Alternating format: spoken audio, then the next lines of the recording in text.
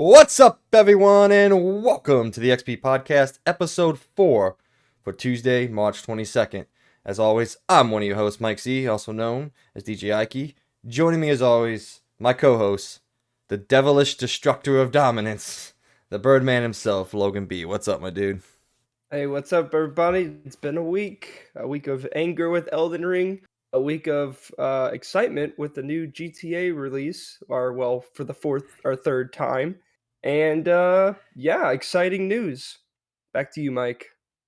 Um, yeah, I've done actually a lot this week. So Peyton and I had a movie night yesterday, so I actually have 3 movies that I want to talk about coming up here shortly. One of which you've been waiting for me to watch, so that's exciting.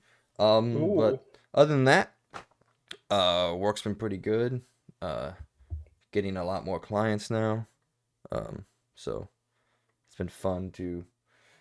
It's really fun to work in a gym because like it's you just go to the gym, train people. I do some random things whenever I'm training people, and you just get to make people hurt and hate themselves. That's a joke.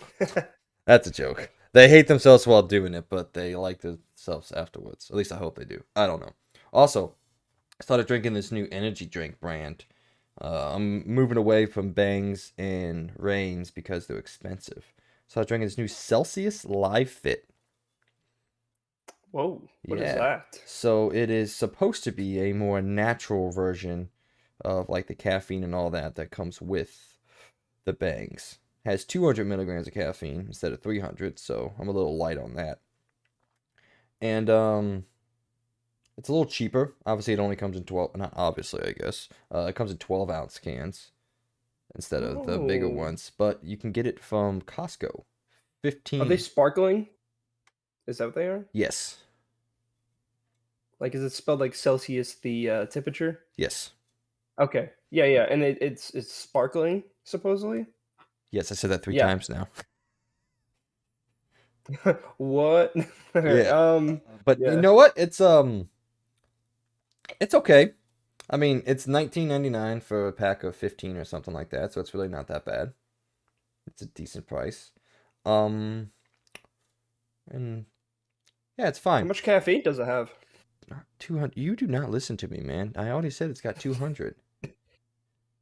Oh, okay. Sorry about that. Yeah, 200 milligrams of caffeine as opposed to 300. But it's it's okay. By the way, not sponsored. So Yeah, I was like, that brings you to our spot. no, Celsius. No, that, I'm that just joking. No, that'd be really cool. But it's that would fine. be sick. It's got. I'm getting more used to it. The first can that I had was the kiwi guava. It's actually what I'm drinking right now. There you go. And at first I was like, huh, that doesn't necessarily taste good. Doesn't necessarily taste bad. I don't actually know how to explain that taste, but I'm getting more used to it. So, because I have to have hundreds of milligrams of caffeine a day to get me through the day, so. Speaking of new energy drinks, Uh-oh. Tell me I've been about your new drinking flavor. the new. Yeah. I've been trying. So actually, uh, Amy got me to start trying the monsters again, and they have this freaking peach flavor, the zero sugar monster. Oh, it's And it's phenomenal, dude, dude. Oh my God, it's fire. I literally like I don't think I've had anything as good as this. Like it literally tastes so freaking good. And it has zero sugar and it has a good amount of caffeine to where it's not like too much. And I really love it. Um and I guess there's a second one to put in there. If you guys ever heard of Ghost, Ghost has a can energy drink now, and they literally have a sour blue or Sour Patch Kids blue flavor, and it literally tastes like Sour Patch Kids blue, and it is amazing. And also is super good. Well, let me So, but yeah, look. that's my new energy drinks. Let me ask you when I was down there, I turned you on to something that I feel like you should have known already, but it was Oh yeah, yeah. yeah, the Mountain Dew morning one. Have you gone out and got any of those? No, I have not. Okay, because they are I delicious. I need to. love those. I haven't found where I can buy them in bulk yet, like at a Costco or a Sam's or anything like that. But because if I could, I would drink those over anything. I think those are fantastic, and it's only 185 milligrams of caffeine, so it doesn't like go insane. But I love those. But yeah, you can buy them at Walmart and just in the like the just like the checkout aisles. Okay. Yeah, I So need to buy Monster in bulk. I really should. I heard it's a pretty good deal. yeah, So, as long as it's those like 0 calorie ones, oh yeah. don't ever buy actual monster. Actual Oh monster is no. absolutely terrible for you. Yeah. You want to actually get into the episode now?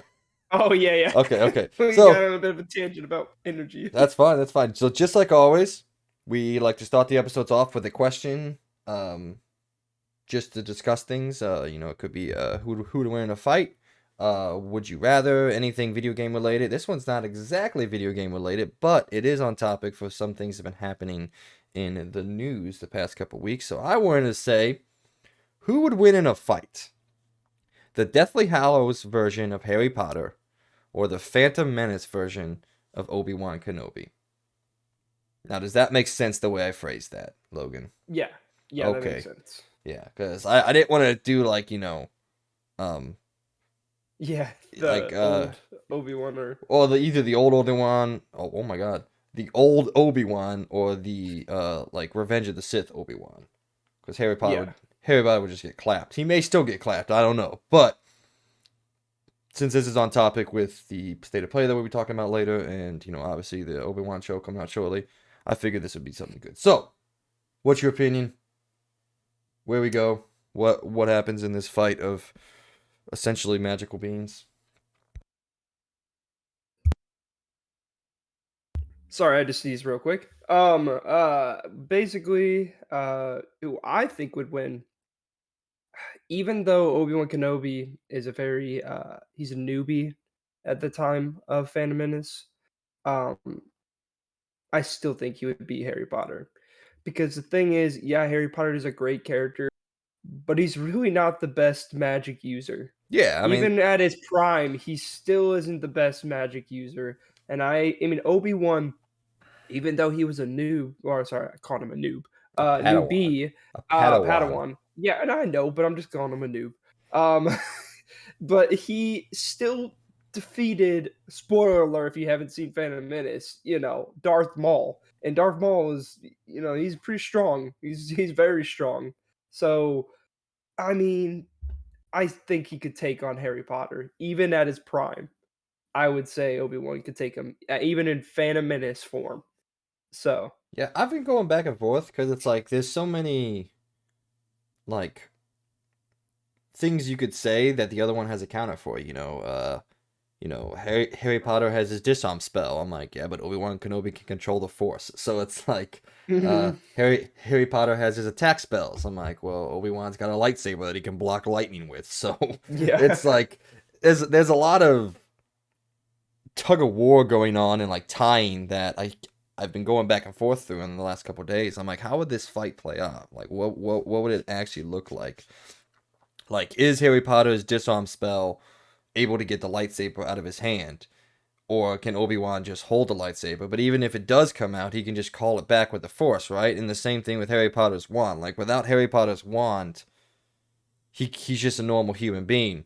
Obi-Wan without his lightsaber is still a Jedi, you know? Like, That's true. yeah. And it's like he can still call that lightsaber back at any time. And technically, so can Harry Potter with his Ocu. Now that I'm sitting and thinking about it,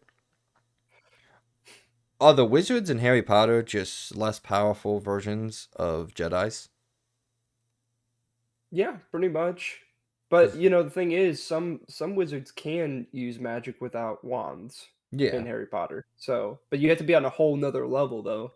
Like that's like a huge level over. I'm not a big Harry Potter person, so I don't know I the mean, true facts about that. But um, I'm decent into Harry Potter. yeah. I've watched a lot more than you have in terms of the lore and all that. Like I don't get Oh yeah. I'm not a Potter what do they call it? Oh, What's the uh, fandom called? dang it. Potter something. I can't remember what the I fandom's called. Potter fandom. Yeah, sure, let's go with that. Yeah. uh, so I went back and forth a lot, but it really did boil down when I took in, everything that they can do in those movies and everything that they did in those movies. And it came down to the fact that, if you disarm them both, One's a human and one's a Jedi. I guess the other one's still human, but one's just a normal person and the other one's a Jedi. So my answer is Obi-Wan, but not as big as I originally thought when I wrote the question. That's also why I went with the Phantom Menace, because obviously an older version, more experience. Harry, Oh Harry, yeah, Revenge of Sith would tear him apart, dude. He would Harry, be over. Harry Potter's getting two tapped, man. Like, so, but I do think Obi-Wan wins the fight, but not in as dominating fashion as I originally thought. That would be my final answer. It's still, I'm sure there's, you know, people can say, well, what about Harry's version of this? And I'm like, okay, well, what about Obi-Wan's? That's what I was saying. There's a lot of juxtaposition to be had in terms of the power sets, in terms of the different things that they're able to do. But I do overall think a Jedi, even a Padawan, I guess, more thematically, is still stronger than a wizard without his wand. Final answer for me. You? Oh yeah, no. I'm definitely gonna say obviously I believe Obi-Wan would win because yeah, not only that, but also I still think even if, like even though like yes, both Harry Potter can call his wand back, Obi-Wan is still more powerful and he's defeated more powerful at where he is. Like are we talking pre-defeating Darth Maul or we Just kind of talking like just Obi-Wan's, all of Phantom Menace? just Obi-Wan's power set in the Phantom Menace, as I opposed I to Harry still Potter's believe, power yeah. set in the Deathly Hallows. I still believe he had like the Force with him, and I still think he would, yeah, he would definitely defeat By the way, Harry it's Potter. Potter Moors. I looked it up. Oh, Potter Moore. See, no, I was gonna literally say that, but I didn't know for a fact that that was literally the name of it. And Uh, Pottermores will tell you that later on in his life, Harry becomes much more powerful. He's still never like top tier wizards in terms oh of yeah, like the power levels of wizards and all that. So I think maybe a more older Harry Potter, more experienced Harry Potter could maybe beat Phantom Menace Obi-Wan. But that's all. That's neither here nor there because the moment that Obi-Wan grows up anyway, he's clapping at most wizards anyway. That would have been a better question. Dumbledore versus like an average Jedi, or no, Dumbledore versus Yoda. Pretty much the best. oh, Pretty much the best that exists in both universes. Yeah, universes. that would be a hard one because literally Dumbledore is like he's up there. Dude, he's power level 9,000 and up, man. Let me tell Yeah, you. literally. But Um, you know what? I was gonna make the joke that no matter what, if Obi-Wan has the high ground, Harry Potter lost. here's the thing. So, Here's the thing. Obi-Wan doesn't all Obi-Wan won his first major fight without having the high ground. oh, you're right. Yeah. He had the low ground against Darth Maul. Which I've always found to be kind of bullshit, but it's Darth Maul's cockiness and overzealousness that destroyed him, not his It actual is. skills, or not Obi-Wan's skills. So that is another thing to take into consideration. Was Obi-Wan powerful enough to kill, well, not technically to kill, but uh to maim Darth Maul, or did he just get lucky, or did Darth Maul again get too cocky and lose that fight? I think it's more that Darth Maul lost the fight than Obi-Wan won the fight. That's fair. But still, I still don't think Harry Potter could.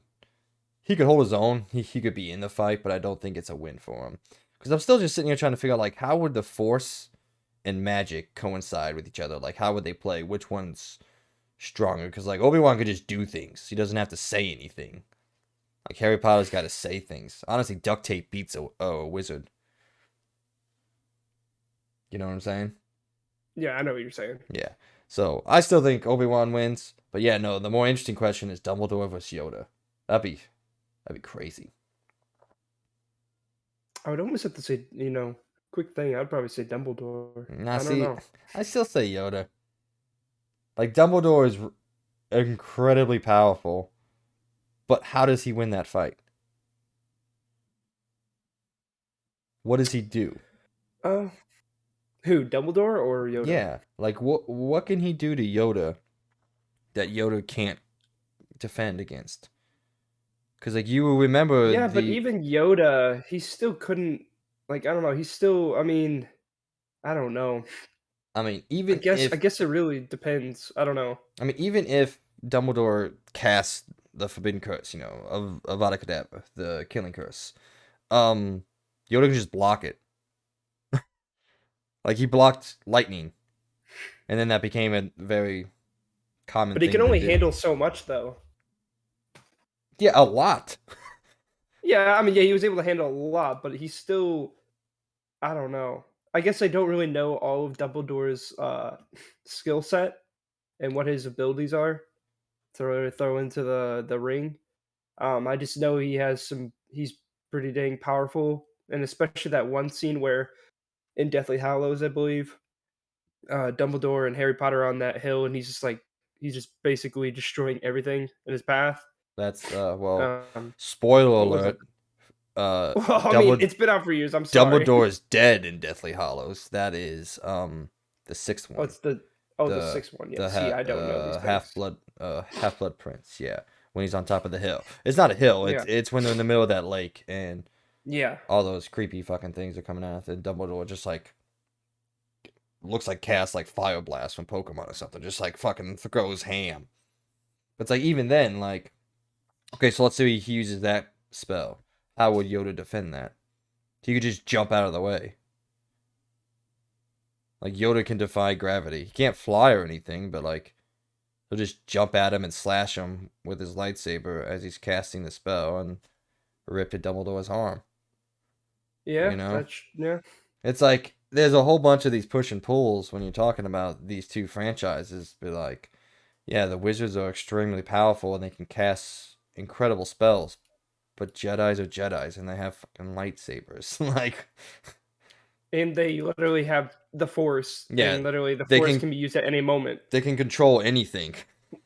Especially someone like Yoda. He has absolute control over the Force, just like, Dumbledore has absolute control over magic. So I guess the real argument is what's more powerful, magic or the Force? And I'm Hmm. gonna go with the Force. Yeah, no, I agree with that. Okay. Like, So there's just final no doubt answer, about it. Like, yeah. Force is just more strong than I feel like any spell that they have in, you know, Harry Potter. And So now saying that, there are incredible spells. Like I remember doing some research for the new Fantastic Beast movie. And some of the spells that oh, I forgot his name. Who's the bad guy in Fantastic Beast? oh, do. Shit. I forgot his What name. is his name? Well, I mean, I guess that goes to show you how important those movies are, because I don't remember shit Yeah. about them. But anyway, the bad guy, the big bad, that starts with a G. Come on, come on, come on, come on, come on. God, I can't get it. I can't come up with. Anyway, it I starts with a got G. this. I Well, got this you're for gonna look her. it up, but Yeah, that's what I'm doing. It's Grindelwald, Grindelwald. Grindelwald. Yeah. I remembered it before you looked it up. At the same time. Anyway, so Grindelwald has cast some incredibly powerful spells. I remember doing in my research, yeah. I mean, shit, in the second Fantastic Beast movie, he cast that one flame spell in the middle of the interview. Or maybe that was in the actual movies in the flashbacks. I don't remember. Harry Potter timelines are all over the place, but he's still an incredibly powerful wizard, but I still think the Force is more powerful. So, all right, final answer, Force. Yeah, All right, definitely we, Force. we spent 20 minutes talking about that. So, if you didn't know, guys, this is the XP Podcast, our weekly video game and pop culture news podcast where two, sometimes three dudes who love to argue and disagree with each other sit down with y'all and talk about all the news stories and happenings inside and out of the video game world. We post a new episode each and every Tuesday so you can listen to it throughout your work week. You can find us on most of the popular podcasting services, including Apple Podcasts, Spotify, and Google. If you enjoy what we're doing here, please do us a huge favor and go support us over on our Patreon page where you can be a part of the weekly discussions and give us your opinions on everything we talk about and everything we don't talk about. You will also be able to find all of our uploads there along with any exclusive episodes we may post. Links for that are in the description down below. However, if you don't have any money to send our way, We understand, but don't worry about it. We still love and appreciate you for listening to us and being a part of our growing community that we're trying to make here at the Experience Point. On that, I want to send a huge shout out to our Patreon Platinum member, Logan Leffler. Thank you again. Really appreciate your support, and I'm glad that you are, I guess, theoretically enjoying what we're doing here. If you want to see our shiny faces in full HD, unfortunately, we still don't have video yet, Logan. You can still go over to our YouTube channel where you can get all of our shows in full video format. If you do, please don't forget to give us a like, share, and subscribe, and hit that notification icon so you can be aware of everything we post when we decide to post it. With all that out of the way, let's get into our show. Today in the news, we talk about that Hogwarts Legacy State of Play. Elden Ring sales are pretty darn impressive. Reggie Fils-Aimé doesn't like Facebook, and much, much more. Then in our points of the show, we want to talk about some cloud gaming and what we think about it and where we think it's going to go. But before we get to all that, it's time for What You've Been Doing, where we catch up on all the things pop culture that we've been doing, whether that be gaming, TV shows, movies, books, and comics. It doesn't matter to us. We're nerds here, and we enjoy it all. So with all that said, Logan, my dude, actually, breaking news, I'm going to change the normal format. I want to immediately talk about a game that I know we've both been playing so we can have a candid discussion about it, and then we'll go into your individuals, okay? Okay, so, in What You've Been Doing, Logan and I have both been playing the PS5 version, or the next-gen version of Grand Theft Auto 5. So, Logan, let's go to you first. What do you think of the next-gen version? I really love it. I know that people can make a case that maybe they shouldn't have charged for the upgrade. There are some people that don't believe there was enough to do it, but it's $10, and I guess everyone has their value on what they think is worth it or not. I think it was well worth $10. I mean, I didn't own it on PlayStation in the first place, but $10 for the entire game and all of online, that's worth it. So, um, I like it a lot. I like the new additions that they added, and I did some research and watched some videos on some even the additions I didn't even know they added. They added a lot of cool small things. I mean, for the first thing, I think the ray tracing is pretty cool. It adds a little bit to it. It's just shadow ray tracing. A lot of people, it was kind of that was one thing they didn't really like explain very well what kind of ray tracing it was. So everybody was kind of like speculating what it was. It's literally just shadow ray tracing, which is basically mostly done on the outside perspectives, where the sun, wherever it's shining through, that's where the shadows will be moving, which in my opinion does actually add a lot of like depth to like the scenes because it actually looks really good. Like I noticed a lot of cool scenes that originally wouldn't look the way they did without it. Is it a huge difference? No, I don't really think that's like a ginormous difference. It's a cool bonus. But I think the graphics are great. The new update, it looks really really good. Just having 60 FPS on console is amazing. And I feel like in my opinion, I think the haptic, they did an amazing job. I mean, I think the only thing I felt was a little disappointing is like when you pull out, like, for example, the AK and you start shooting it, it for some reason doesn't feel right. But I feel like every other gun nails it, especially the pistol. Like that gun really feels good with haptic Can we talk? feedback and just driving. What? I was like, can we talk about the railgun? Have you fired the railgun yet? Oh no, I haven't even gotten it yet. I need to Oh, well, you can go find to it. the shooting range and fire it for free. And Oh, you can? yeah, you can feel the charge in the controller. It's so cool. Oh, that's super Oh cool. yeah, I spent a lot of Yeah, time. I I spent a lot of personally. time in the shooting range. I have Franklin's shooting at 100% already, and I'm only 20 hours in. Oh wow. I have gotten gold on all but 3 or 4 of the different challenges. I think the last two, no, sorry, 2 of them on the LMG challenges, and the final one on the pistol, I cannot get gold on for the life of me. But the rest of them, I have gold on all the challenges. So yeah, Franklin is the best shooter in the game now. Yeah, So no, I sorry, I didn't have mean to been loving interrupt it you. though. I think oh, you're fine. But I've been really loving it. Yeah, I think the new additions are great. I mean, especially for $10. I get why people might be a little slightly more upset on the Xbox side, And don't say I'm a PlayStation fanboy because that is the complete opposite of me. I am mostly an Xbox person, but I do like the haptic things with the DualSense controller, so that's why I end up getting. And also, Mike has PlayStation, so me and him, I kind of wanted to play it with him, so I got it on PlayStation. Um, I don't want to play with you. I but yeah, I mean, I think the new additions are great. The game runs amazing. It's good to come back and play GTA 5 again. I mean, they didn't update and add any new story elements or anything. It's mostly just a new addition and a new coat of paint on what originally was there. And it's pretty good. I mean, I like it. I mean, I love the game in general, and it gave me a reason to want to go beat it again. And man, it's great coming back and playing it again because I kind of missed it. It's really fun. I think the new additions are great. But yeah, what about you, Mike? What do you think? So before I get into my own personal opinions, I wanted to read some of the critical receptions and especially some of the user receptions of this game and discuss what is the difference. Is there any underlying anger towards Rockstar from the GTA trilogy remake that is culminated in the way this game is being talked about sometimes online and the way it's being responded to? So remember, those of you out there, we talked about it 2 weeks ago. GTA 5 got a 10 out of 10 from multiple sources. I believe it sits at a 96 on Metacritic, the original game. This one, the next gen version, currently sits at an 82, and its user score is at a 3.2.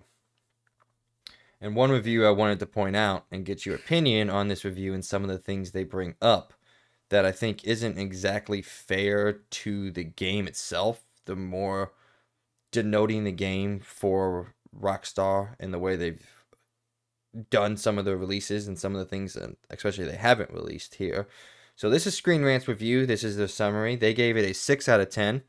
They said GTA 5's advanced next-gen port is definitely the best way to experience the game, and it's still every bit the enjoyable experience it was in 2013. I want to stop there. Remind you, GameStop gave this game a 10 out of 10. However, with almost a decade having passed since then, Los Santos has started to show its age. GTA 5 lacks a detailed cinematic presentation of Rockstar's own Red Dead Redemption 2. Animations look less fluid, melee combat feels antiquated, and gunplay, even with the additions of haptic feedback on the PS5's DualSense controller, lacks weight. RDR2 is still without its own next-gen upgrade, while Red Dead Online continues to languish without new content. Together with the official confirmation of together with the official confirmation that GTA 6 is in development, this new port feels like a step backward when Rockstar should be looking to the future. It's still a great way to play GTA 5, but even with the visual improvements and new multiplayer content, it feels less like a necessary return and more like an aimless jaunt. I think half that review, or half that summarization of their review, deals with what Rockstar hasn't done outside of this game instead of what they have done in the game. And I personally don't think that's a fair review of a game. You gave this game a No. 6 out of 10 because they haven't done anything to the RDR2. I'm like, well, that may be a fair criticism of Rockstar itself, but that's not a fair criticism of the game that Rockstar just put out. Like, and I don't even know if I See, necessarily agree with that at all. Like, would I love a next gen RDR2? Absolutely. But I don't know how crazy different that would be. We're still talking about a game in 2018 versus a game from 2013. What do you think? oh man. For the first thing, I really, really dislike the fact that people keep bringing up like this new update was supposed to be a remake. Like they were gonna take the Rage engine from Red Dead Redemption 2 and put it in GTA 5. They literally said it was gonna be a remaster or a update, like a next gen update, not a remake. I don't know where people thought that this was gonna be turned into Red Dead Redemption 2. It is not. It was not ever going to be. So I think that's already a point off of their review, in my opinion. Like, why are you saying that? Like, yeah, it's an update. does show its age. It is a 2013 game, but it's the 2015, 2016 update again, but with improved, textures, etc., ray tracing, stuff like that. It's not a huge upgrade, but it does look better, and they did add new things. I mean, like a small thing is they did add some things from Red Dead Redemption 2. Well, one thing to be specific, and it's not a big thing, but their anti-aliasing that they use in Red Dead Redemption 2, they brought into GTA 5, which is actually even better than the top PC version, which is like, I don't know what the full name of it is, but it's a small thing, very, very tiny. I mean, yeah, But they did put some things into it. I've played GTA on the PC. I've showed you the GTA on the PC, and it looks good. I think Yeah. this version looks better than what Oh, my yeah. PC can run. My $1,200, granted $1,200 from a couple of years ago, PC that could run the game at 1440p, like 90 frames a second. I think this game looks visually more impressive than what my computer can put out. But now, the last point of criticism that I do kind of agree with is when the game was originally announced back in 2020. No, yeah, 2020 during PlayStation's showcase for the PS5. They originally came out with the tagline expanded and enhanced. And that's where a lot of people are aggravated because this game's not expanded outside of its visual representation. I think people were expecting to finally get some kind of single player content that was originally supposed to be in the game. And I think that's a fair thing to expect when someone says the game is expanded. Very similar to the way that a lot of other studios do the director's cuts, or if you're talking about PlayStation, or Game of the Year editions. If we're talking about some other stuff like Death Stranding and the director's cut included an entirely different area of the game. So I think that's what people expected Or like from Persona this. 5 Royale, Yeah, I guess. an Yeah. entirely different, area, more story content, more everything. And I think when you say expanded, that's what people were wanting and excited about, not just the visual improvements. And on that, I could agree with some of the criticism. I still think this game, I mean, it's Grand Theft Auto 5. Like, this game's still incredible. I still walk around Los Santos, and I'm just like, man, this place is so cool. Like, I was you and I were talking the other day, and the way I play this game is a little different than the way you play this game. I play this game like a role playing game, not where I'm creating my own characters, where I'm playing certain characters. So whenever I'm playing as Franklin, I go out and I buy lots of shoes, I buy lots of hats, I buy some hoodies, and I buy these other things because that's the way that I feel like that character should be played, and I kind of encompass that character, and I especially focus on car upgrades and making sure I have all the newest stuff that I've unlocked from Los Santos Customs, and I do all these other things that I don't do with any of the other characters. And when I play as Michael, I go out and I buy properties, I buy oh my god, I can't think right now. I like buy things to make money, and then I go into the stock market and I try to make investments and all these other things. When I play as Trevor, I just buy a lot of explosives and I armor up my vehicle. That's about all I do with him. And I just walk around, and whenever I'm walking on the street and anyone says anything to me, I punch him in the face. That's how I play as Trevor, because that's how I feel like Trevor should be played. So this game still is GTA 5. It's still overall an amazing experience. Is it a little diluted, 9 years later? Yes, it doesn't have the splendor or the awe that the original did when we first played this game back then. But it's still Grand Theft Auto. Like, when's the last time you had a Grand Theft Auto game that you didn't enjoy yourself in? I don't think it's ever happened. Other than that stupid train mission from GTA San Andreas. I didn't enjoy that at all. Oh God. Yeah. That sucked. Even, I mean, they kind of fixed that with the That still updated sucked. version. It still sucked. I'm not saying, but it in my opinion, it was better than when it was an original. But All right, so one last thing.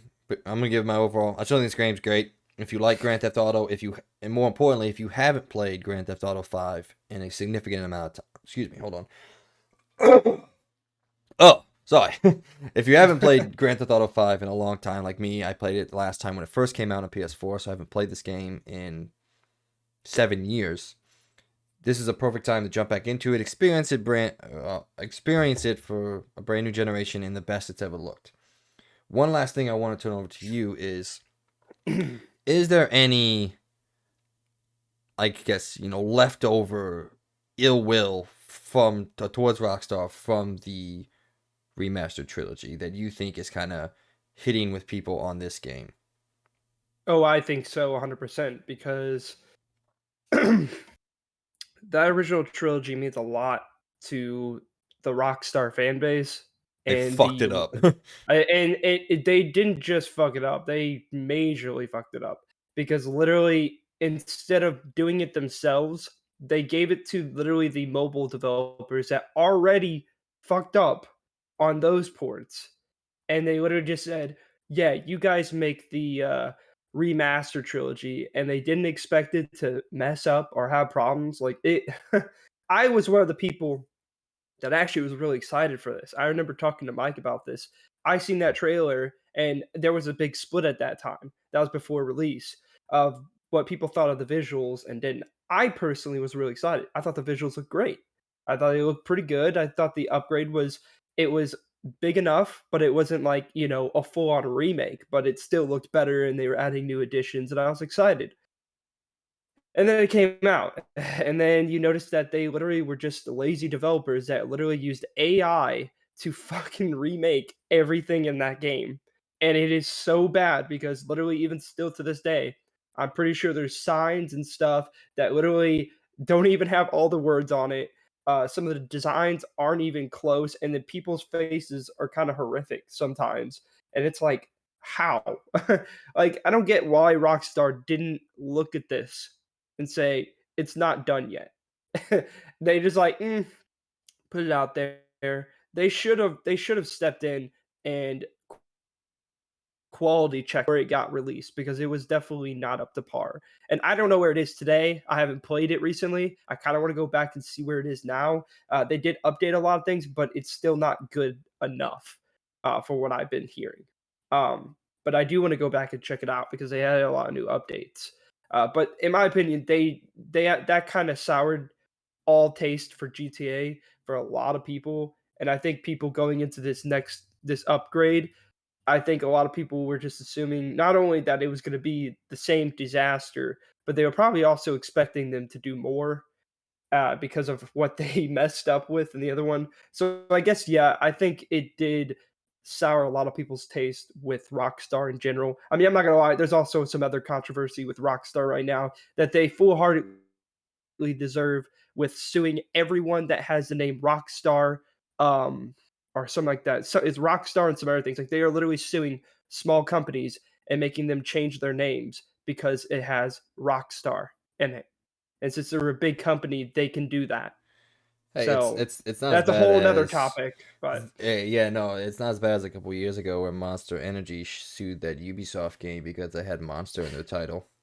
oh yeah, what was that one called? Oh, it, God, it was that Gods and Monsters yeah, yeah. and Dude, that Monster name was so Energy. cool. It That was, was such a cool name. and then yeah, Monster Energy sued them because they're like, "Oh, you're trying to rip off of us." And I was like, fucking what?" I was like, "What?" Yeah, I think that's so dumb. Like, it's so dumb. Yeah, there's all kinds of stuff like that. So, anything else to say before we move on to more of you about GTA No, 5? but, if you if you know what you're getting yourself into the new GTA update, I think it's a good enough upgrade, especially for literally $10. I think it's worth it. Yeah. And that's just me. I think everybody it's subjective. It's what people think whatever they're spending is worth. I don't agree with how much Xbox is charging. I know PlayStation got the benefit of the doubt and they have like a signing thing with Rockstar on this. I would not spend $20 on this. I would spend $10 on it Yeah, and 20 bucks I seems a little love it. excessive. Well, Yeah, that's I would not not what only that, it's the online is also another 20 bucks. The online isn't free on Xbox and it's free on PlayStation yeah, see that's for the next couple yeah, I months at would least. yeah, I So, don't recommend it on Xbox, but I do recommend it on PlayStation just because of that fact. Also, another quick note, um, for the people that don't know this, like me, and probably should have done research. I should have. If you do get the next gen, not only if you move your character on over, your old character gets deleted. So just to let you know that Oh, if you get your ouch. Xbox, if you transfer your online character, it's deleted, and you will never, ever, ever get to go back to your last gen console and play with your online character. That's a controversy to look forward. Yeah, And then that's rough. also, two, I thought it was gonna be cross gen. I thought we were gonna be able to play with like PlayStation 4 people and stuff. Nope, no, no. It's just next gen only. And for some reason, they have still yet to make cross platform with GTA 5 being out as long as it is. So literally, strictly, if you get it on Series X and Series S, that's who you can play with. If you get it on PS5, you can only play with PS5 people, Well, I think that's which I I think is think a that bad move. well, I see. I think that's more of a background issue. Like that's more of the server issue. Like these games are still running off the same servers that came out in 2014, 15, 16, and back then That's crossplay fair. um wasn't done pretty much. Yeah, I forgot when Call of Duty started. They were kind of like the first big push for crossplay. So I think it's like background and like they can't really change. It's more hardware than it is software. So I think I that's do where wish this is coming cross gen from. was a thing though. At least since Yeah, they probably are using the same servers, you would think they would still let you play with PS4 players. You would yeah. think that would be smart in my It's opinion, but it's they it, didn't it do that. it's So it's the same interface. Like PSN is the same yeah. across the board. So all right. Now that we're knowing that, Logan, what you been doing, my man? Other than that, I've been playing a little bit of Elden Ring. I only really got 5 hours in more than what I did last week. That's also mostly because I've been playing a lot of GTA. I wanted to really get into that and have an opinion before this podcast. Um, I'm really enjoying Elden Ring still, but I am starting to hit the From Software brick wall. And it's kind of hurting my feelings in the game. Like it's more just like I feel like I am literally getting to these enemies and I just can't advance. And I keep trying to go back and explore and find more bosses and level up, but it's really hard now because I feel like I've found most of the bosses that I've been trying to find. I know there's more. I'm trying not to look it up because I'm trying to find it myself. But at this point, I might start looking up where bosses are so I can fight them because literally I've been exploring everywhere trying to find bosses and it's really hard. And I finally got a good portion through the map now, about 24 hours in. And you remember the tree sentinel I fought at the beginning? Well, at the top of Yeah, the stair, vaguely. yeah, yeah, with the golden knight on his like horse Oh yeah, with yeah, that yeah, yeah, shield. yeah, Yeah, yeah, yeah, yeah. yeah. Well, there's two of them at the top of a stairwell. Two, two. I had to fight two of them, and I tried to find them, and I spent like literally 1 hour trying to defeat them, and I just kept getting demolished and demolished and demolished. And I think I'm in an area now where it's over my level, and I'm just getting destroyed. Like I'm 53, 54 now, in level, but I'm just like I'm just getting swiped at this point. And I had the great sword, and then recently they nerfed a crap ton of stuff, which I'm not gonna lie, kind of disappoints me that they didn't update performance still. They are more focused on updating and nerfing stuff than focusing on fixing the main problem right now, which is their performance, which I think Yeah, is kind of annoying. when I read that Um, story, I was a little confused. I'm like, why would you worry about balancing in a single player game? Well, I mostly oh single player. I yeah, understand there's multiplayer and there's PvP and all that, but like, why you focus so much on quote unquote balancing of a single player game? They just want to keep the game as hard as humanly possible and want to stop people from finding ways to make the game more enjoyable when that is one of the core tenets of this open world, from what I can gather, is discovery and just striking out in the world and finding something really cool that makes the game easier. That seems rewarding to me, and for them to take some of that away seems a little, maybe not hyper. Oh, I can't think of the word I was going to say. I don't know. It just seems weird from a game developer. It's like they're trying to just keep the game hard. Like, oh, people have found a way to make this game easy. Let's take that away from them. It's like, well, why? Like, That's pretty much exactly what they did. yeah, Because trust me, you know that ice stomp thing that everybody was like, "Oh man, this thing's so good. yeah, I it was like a finally meta. get it. I finally get it." And then they nerf it, and now it's literally useless. It is literally junk. It is so bad. They made it. It takes longer now to use the ability, and they nerfed the damage, and now it's basically just useless. Like I That's like tried to kind of a fight a good. boss with it, and it does like no damage now. And I'm like, well, that was great. It was fun while it lasted for one day. That was a Yeah, good time. that's kind of like akin to say Rockstar would come out and say, "Oh, Franklin's slowdown ability in GTA 5 makes it too easy to get away from the cops, so we're gonna half the amount of time you can spend in it." It's like, what? Why? Like, Yeah, I think it's mostly the PvP that they did it for. It's still like not even a lot of. There was a different strategy, I believe, for PvP than the ice stomp thing. But honestly, I just wish they would just say, "Hey, do you want to play with PvP? No, okay, we won't nerf any of these things." Like, if I don't want to play PvP, which I don't really care to play PvP, can you just unnerf those things for me so I yeah, can enjoy the I mean, game a little bit more? you can Like, just go into it's one setting, you can just turn off PvP, and you don't have to worry yeah, about it. like I don't care about PvP. I didn't get for PvP. I got Elden Ring because I like the world, I like fighting bosses, and I like leveling up. I don't care to fight another player. I don't care. The many times I've done it, it reminds me of like Destiny and stuff where people, no matter what, people are gonna have overpowered gear and they're gonna join you in PvP and they're gonna destroy you. No matter how much nerfing they do, it is gonna always be that way. So I don't find Elden Ring PvP fun. Yeah, it's like And running. I 100% will put that in my review whenever I come out with it. I don't care for the PvP, and I'm not going to take the score down for it because I know people like it, but I don't care for it. I don't think it adds anything to the game other than just it's addition. But I like when I get invaded. It's kind of fun, but I don't like blatantly go out there and be like, well, I want to PvP these people. I don't care. And if it's nerfing stuff and making the game unenjoyable in some parts, then I mean, I know some people are like, well, then you should just get good. Well, then see, that's the issue with the community is like, like just because I got something that helps me through the game doesn't mean it's purely overpowered. It's overpowered because it makes it easier in a sense, but that doesn't make it overpowered to the point where it's a one shot, one kill. You still have to be good at the game with the gear.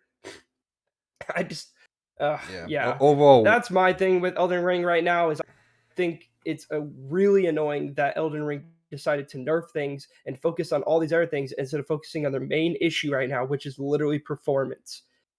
I just think they need to focus on that and get it fixed instead of worrying about how do I make the game even harder. yeah. like, like that makes no sense to me. But Overall, a very that's weird ass decision, in it my is. opinion. For someone who But doesn't play the game. So anyway, what else? I still Oh, like the game sorry. though, and I think my strategy now is I might have to start looking up where boss locations are, just so I can level up because I don't like just going out and grinding. I like to, in the best way possible, kill bosses and stuff and level up instead of having to go to one area and kill enemies over. And I don't. I'm trying not to grind in this game. I am trying everything in my body not to grind. I am try to naturally level up and get through the game. But it's starting to hit that brick wall now. I'm starting to be like, I'm stuck. See, but And I'm okay, trying to so find my way to become stronger so I can keep continuing through the game. it sounds like a little bit of a different brick wall though, because like old school Souls games, it was a brick wall in terms of your knowledge of the enemy itself, not your power level or anything like that. Because the games are linear in a sense, and you can go through them um only in certain ways. So like when, for example, I remember when I got to Old Yharnam in Bloodborne, I was like, man, I'm quote unquote under leveled. Well, no, I wasn't. I was still doing decent amounts of damage, and I could kill enemies in 2 to 3 hits like everything else I had fought. I just had to put in the time to learn the different mechanics of the enemies and especially some of the bosses in Old Yharnam. So that's a little bit different. Of it's not a power level or a strength brick wall in some of the old Soulsborne games. It's a you really do just have to not quote unquote get good. You just have to learn the game, learn the enemies, follow his movements. So you have to die over and over again. And it's like, okay, when he brings his sword up above his head, he's gonna do this attack followed by a new one, a sweep attack, or whatever the animation may be. And then normally midway through a fight they change up everything. So you just got to put in the hours and the time and the repetitions of just learning these bosses. So I think it's a little bit more of a brick wall. Where I actually think that's one thing better about the older games is you knew what the brick wall was and you knew how to get past it. You just had to figure out how to get past it. Well, it sounds like you are at a brick wall everywhere you turn, and you're like, I can't figure out how to progress forward, which just sounds very irritating. Yeah, that's why I've been taking huge breaks from the game lately Sorry. because like literally I'm hitting huge brick walls where wherever I go, there's just something I can't seem to get forward. Like I'm not pushing forward. Like in the beginning, the first like 21 hours of the game, I felt like I was constantly progressing. I was yes losing and I was dying a lot, but I knew what to do to move forward. I was like, okay, maybe I need to leave for a little bit, level up, come back, and I follow their move set, and I know exactly what to do and how to defeat them. And I defeated a lot of hard bosses, super hard bosses. Now I feel like I just like everywhere I go, I'm finding these super super crazy bosses that like I'm trying to learn the move set, but I'm just getting one shotted, and it's like maybe I'm not up to level yet. So I try to leave and come back, and then it still happens again, and I'm like, okay, I'm trying to figure out a strategy. So I'm not saying the game's bad for this. I think I'm just hitting a brick wall, and I'm getting into a very frustrating part of the game, and I'm gonna do everything I can to just basically find a natural way of leveling up so I don't have to grind because I hate grinding. And I'm going to go back and try to push forward. I haven't even fought another story boss yet. At least I don't think so. I can't really tell at this point. I've just been kind of like exploring and finding new things, buying new weapons, and finding dungeons and doing dungeons and stuff, but like I haven't really fought the next story boss yet, which I do want to get to at some point. I mean, I'm already 25 hours into the game and I've only defeated the first main boss. So um, I want to get to the second one, and I know I think I'm getting pretty close to it. I think I'm not sure. I mean, it looks like I'm getting closer. So I guess we'll see in the next episode. Hopefully, I've defeated the next story boss and I keep pushing forward because I don't want to stop playing this game. And I also don't want this brick wall to stop me from enjoying the game. So I'm just gonna try. My plan is I'm just gonna try to find an actual way to level up and hopefully push forward in some way or form. I feel like I have made a lot of progress though with the map. Like I'm almost in the last area of the map. So um, yeah, other than that, I guess if you're going to talk about movies, I've only really watched one movie this week. I haven't really watched any TV again. Um, I guess the movie I've watched was yesterday. I don't know if you've ever heard of it. It's a very cheesy movie, but it still was pretty good. I don't know if you ever heard of Enola Holmes. Um, Actually really good. I really enjoyed it. It's got the girl that plays Eleven in Stranger Things. She's the main character, By the way, it's and then Enola Holmes. yeah, I thought that. Well, you know, Whatever, yin doesn't yang. matter. Yeah. Yin yang And yeah. mass. um, Yes, I have seen it. and It's good. Henry Cavill is Sherlock Holmes, and I don't know who the other brother was, but yeah, it's basically the sister of Sherlock Holmes, and it's yeah, it's really good. I Yeah. mean, I liked it. It's not a very super serious movie, but the mystery is pretty interesting, and it was a pretty cool story. And there's a second one coming out actually this year. I didn't even know this movie came out. It came out in 2020. Never heard of it. My wife got me Really? to watch it yesterday, and I'm like, "Ah, this is pretty good." And literally, the second one comes out like very soon. So, highly recommend it if you like mysteries. And it's not a super serious mystery kind of show, but it's got that very It's got a very it's pretty cool because it has like a where she kind of like talks to you through the screen kind of thing. It's very different, and I thought it was very enjoyable. It kind of reminded me a lot of that Sherlock Holmes with Robert Downey Jr. Other than that's a lot more serious, where literally like he kind of like talks to the screen or he's explaining things to the people throughout the screen. That's kind of how they did it with this movie. But yeah, and that's really all I've watched all this week. It's basically me being GTA, playing Elden Ring, and then playing or watching that movie. What about you, Mike? Oh, so like I said, been playing GTA 5 a lot. Put a couple more hours into Pokemon Legends Arceus. I've now moved into the final area of the game, the Alablaster, whatever it is, Icelands. So I think I'm pretty close to getting the actual story done. I don't know how long I'm gonna keep playing it. It's just, it's one of those things that I'm not having to push myself to play it yet. I still getting, like I said, last week's episode, and I believe the week before that. Um, it's Pokemon. I still love the just core ideology of Pokemon of catching, leveling up, creating a team. One thing I will say is there are not a lot of fire Pokemon in this game. There's like the starter, there's Ponyta, and there's Magmar. Those are the only ones I found so far.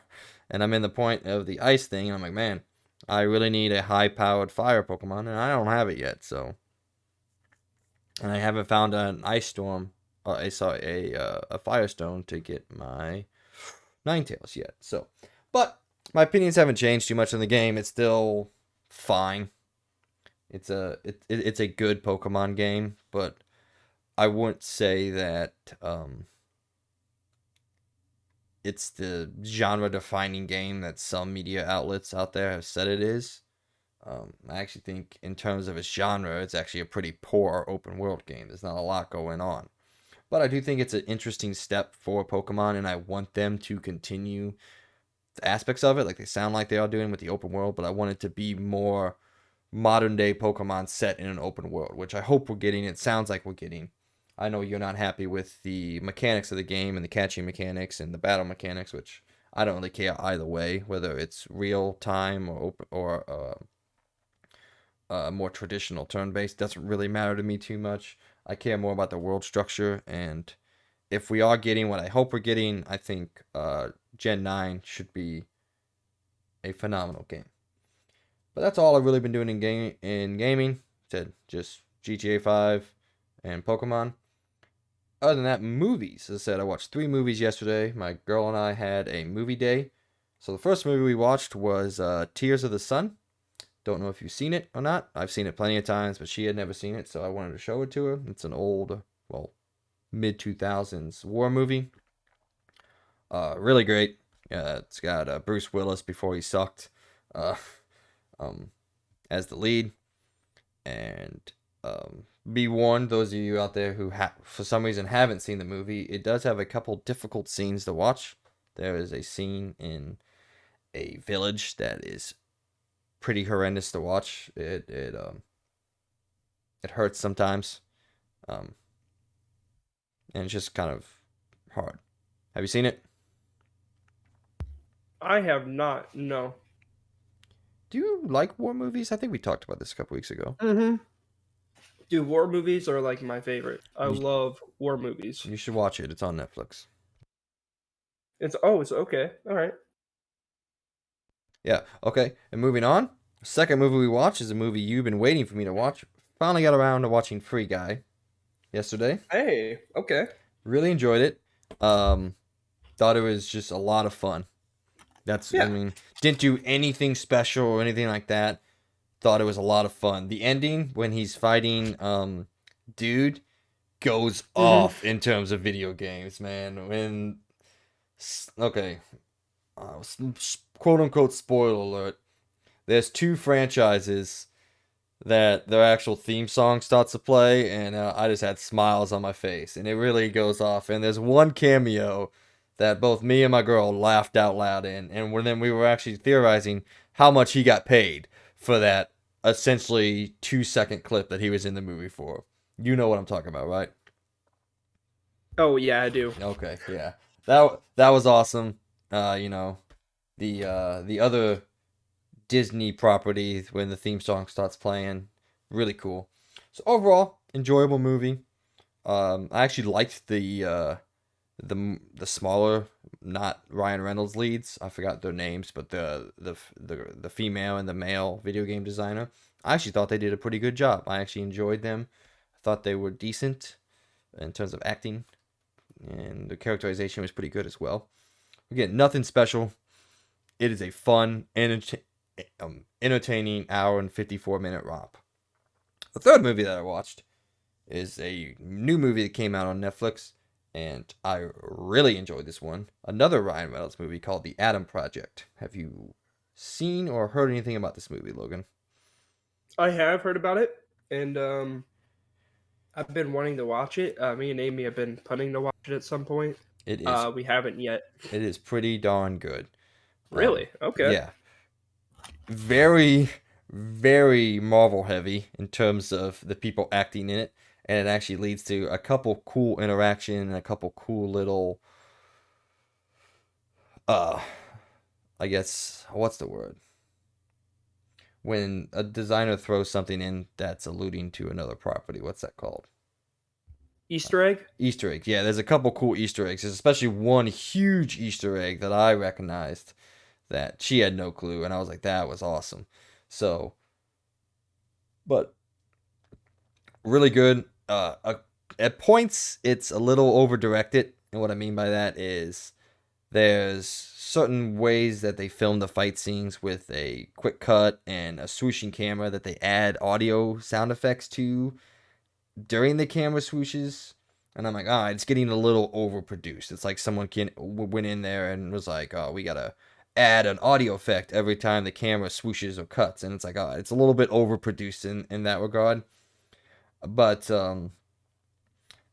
that's about it in terms of real criticisms for the filmmaking of the movie. There's some characterizations here and there that aren't amazing, but pretty much all the emotional parts that they wanted to hit with me. They weren't heavy emotional parts, but like I felt the emotions that the movie wanted me to, which is good. That means I was connected to the characters in a way that what I was supposed to feel, I felt, not like heavily or anything like that. Like of course Peyton cried because Peyton always cries at movies, but um, yeah, I think this is a really really good movie and a great science fiction movie.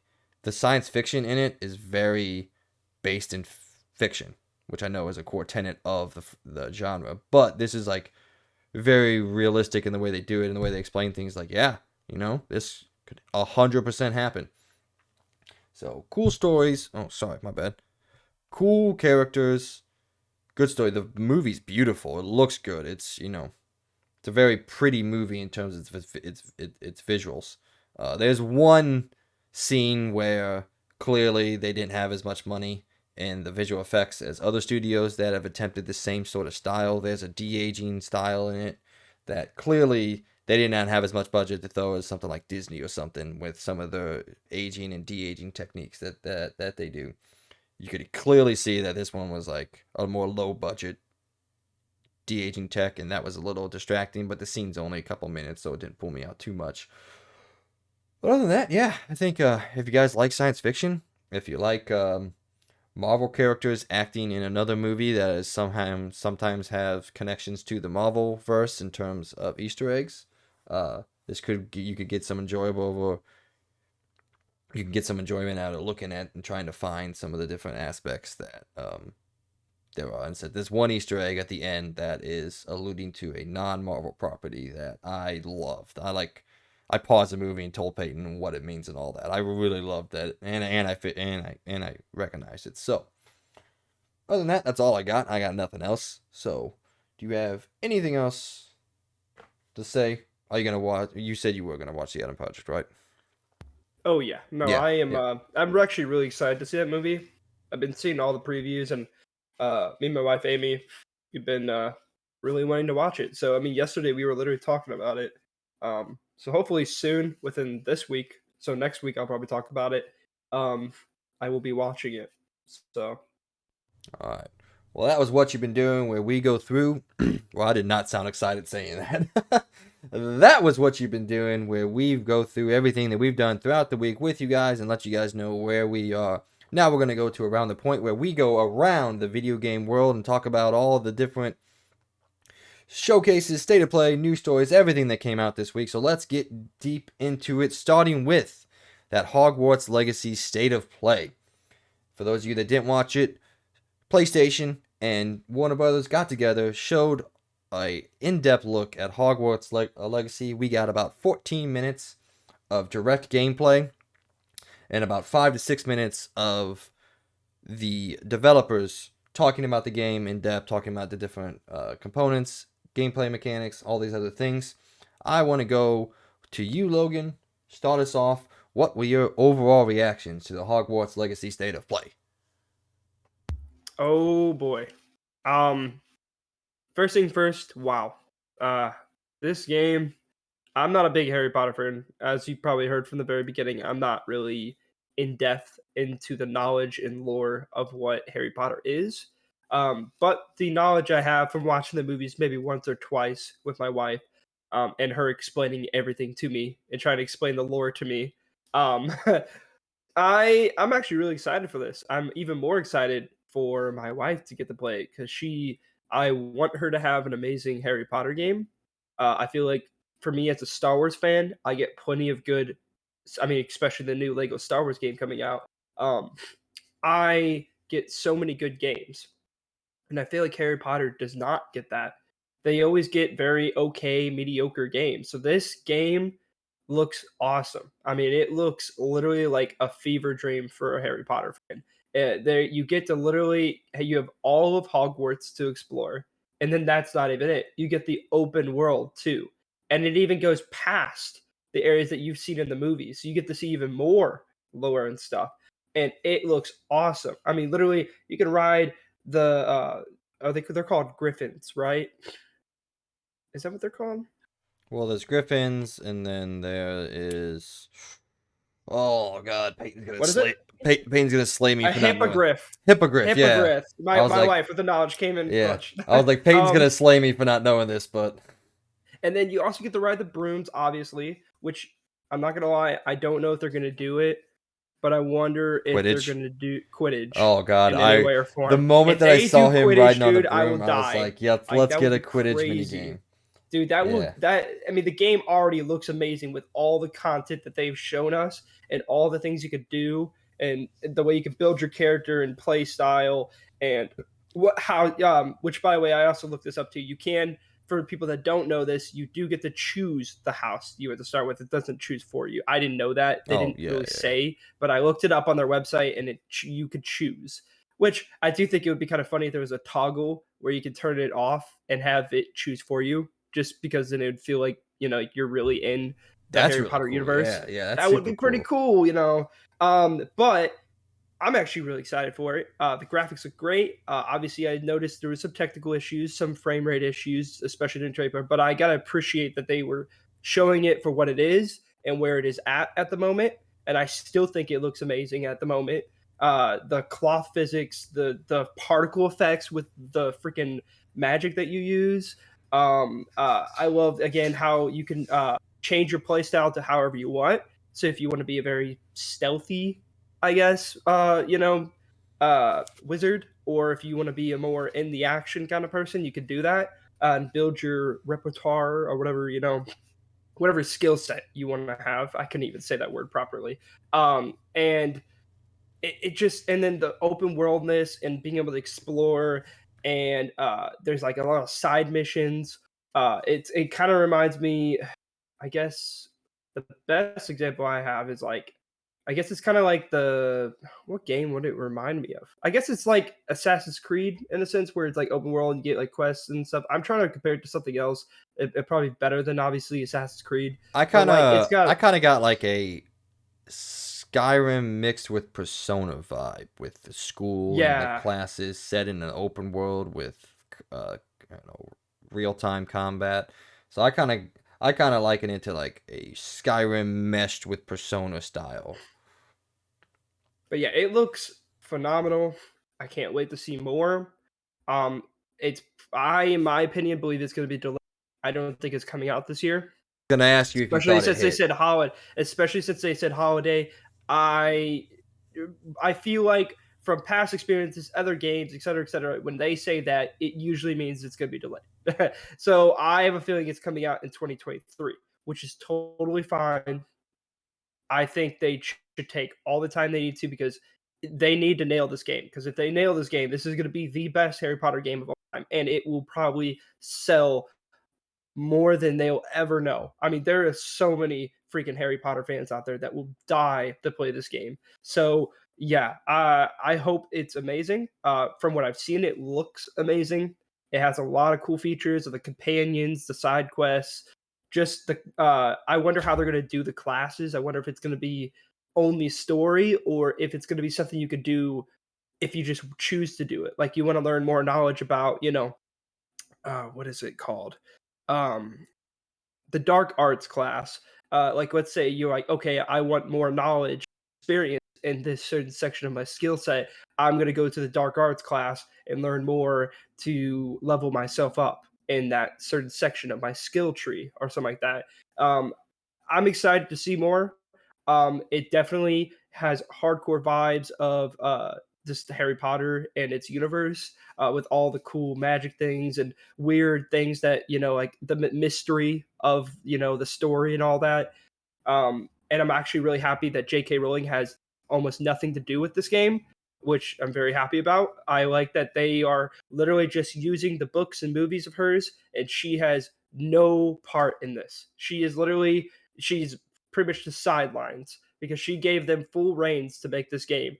So that's exciting that she isn't having a part. This is literally a fans made game, I guess, is what I'm trying to say. Like it looks like all these people are clearly huge fans of Harry Potter and they want to make the best Harry Potter like game of all time. So I'm really excited for it.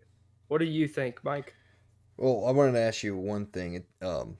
Before I get into my own personal opinions, what do you think about at the end of the trailer? We saw your main character using the killing curse, the Avada Kedavra curse. At least it was a green beam, which is usually connected to that. So it seems to be, for me, we're getting some like Knights of the Old Republic in there, where you can end up being a bad guy if that's the way you want to take your character. And I wanted to get your opinion on whether you think that's going to actually be a part of the game, or you're being not forced but guided down the hero's path in this one, or you can, you know, you are free to make your own decisions on what kind of wizard you want to be, whether you want to be a good wizard or a dark wizard. And I want to get your I opinions on if you think that's going to be in the game, and what do you think you personally are going to do. I have two ideas of what it could be. Okay. One is the idea that you brought up, is that they will let you make decisions and all that, and that will be the path that you'll go down, and that will either make you evil or are a good, the hero. Um, my other idea is from the little snippets in the trailer where the family kept bringing up dark past and all this, is maybe that is a part of his dark past, and maybe he's trying to overcome it, and maybe that's just like a skill that only he has because there's something special about your character. So obviously you're going to have something special that I don't think any of the other characters are going to have. So I wonder if maybe that's it.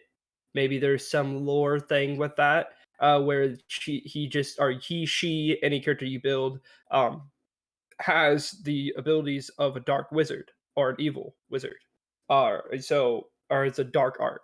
So I, I don't know. I don't know where to go. It would be super cool to see if you could choose, because that would make it even more crazy. If you want to be an evil wizard in the end, that would be pretty cool.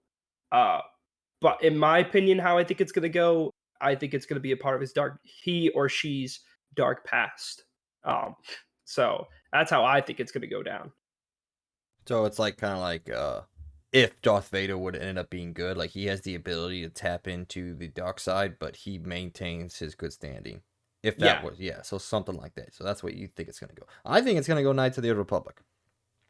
I firmly I think don't know. that at the end of this game, or somewhere in this game, or throughout the entire aspect of the game, you can be a quote unquote bad person. Now, the implications that that would have on the story, that's a lot of development dedicated to you can go an entirely different route and what that looks like in game. Like, because it would be kind of lore breaking if you're like this evil character and you still go to classes with, the everyday kids. If you're like a dark wizard, if you're out there Voldemorting it up, and then you can just go back to potions class. I think Well, that I would mean, if you think about it, Draco was doing that. yeah, He was but evil. well, okay, well now we're gonna get into the depths of was Draco really evil or was he manipulated to be evil?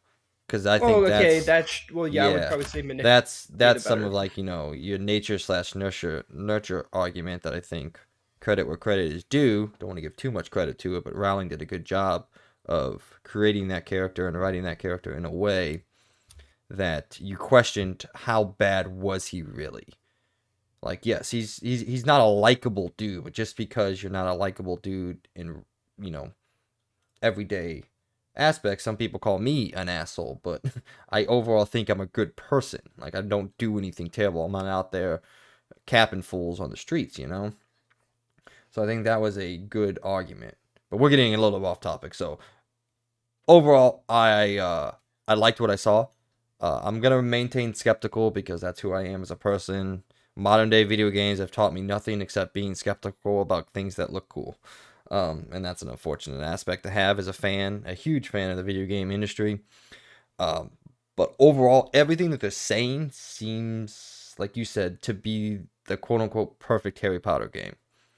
And a dream come true from a Harry Potter fan, of which I am. I'm not in depth Harry Potter fan, but I appreciate the movies, I appreciate the character, and I appreciate the universe that exists. So yeah, I think that's kind of the end of my point. Yeah, like you kind of said everything. Gameplay looks great. I am not going to be a stealth person. I'm going to be a spell throwing tank that just stands there and f's people up with all my powerful spells. So maybe I am going to be a dark wizard. I don't know. But Dude, I mean, I was loving the fact that like they were showing like how you can manipulate like the environment too, kind of like how Force, when you played like Force Unleashed and stuff like that, or I guess also Fallen Order, where you can like, pick up things and throw it. I thought that was really cool. I don't know. I just felt like the gameplay is very dynamic looking. It looks like you could do a lot of cool things and mix and match your abilities and do some really crazy takedowns and kind of like be creative in a sense. yeah, I don't know. It's obviously not going to be as creative as like Breath of the Wild, where like you can manipulate everything. But I think there's a lot of manipulation what I'm seeing, and the gameplay looks very enjoyable. The combat looks very enjoyable. I was very curious on that. Um, I can't wait to see more. I do think right now, especially where it's at, it definitely still needs some work. I've seen a lot of issues with the graphics, with like the hair, anti-aliasing. I've seen frame drops going down in the trailer. That was not the stream. That was in the trailer. And there definitely was issues, but I gotta respect that because they were showing it for what it is and where it is at right now.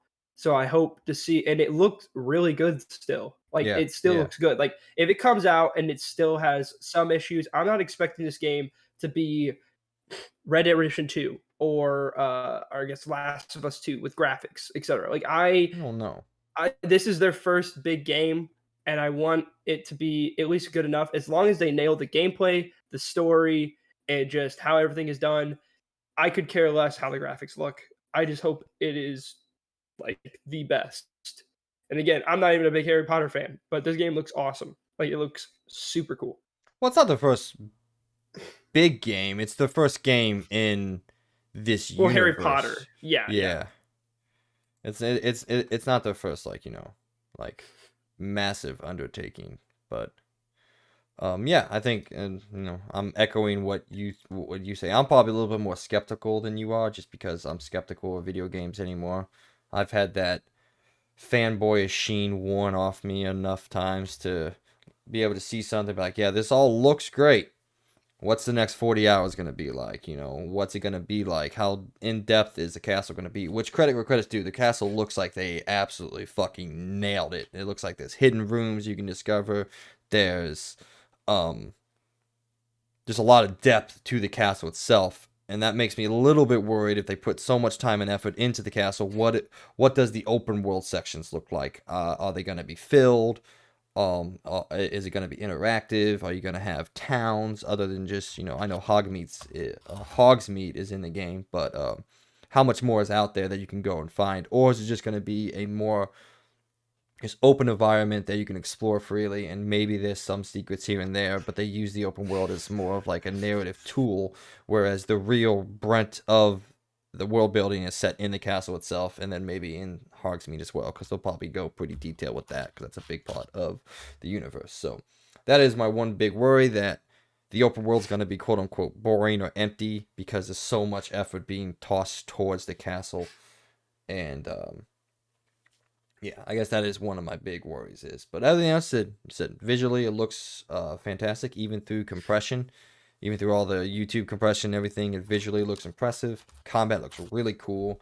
Um, I hope the narrative structure and everything is as deep as they are making it out to be, with terms of decisions and different things that you can go about doing. I hope it's very Persona like. You can go to class, and then after class, you can go ride brooms with one of your companions, or you can go questing with one of your companions. You can go out in the world, or if you want to go to Hogsmeade and say, let's go buy something.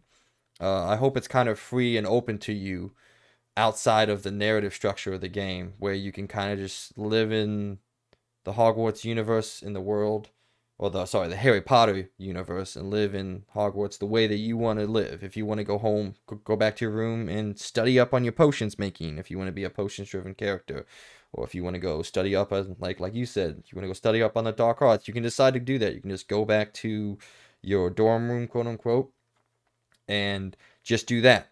Or is it if you just want to go out there and make some friends, talk to people around the world, and I hope it's as open as that.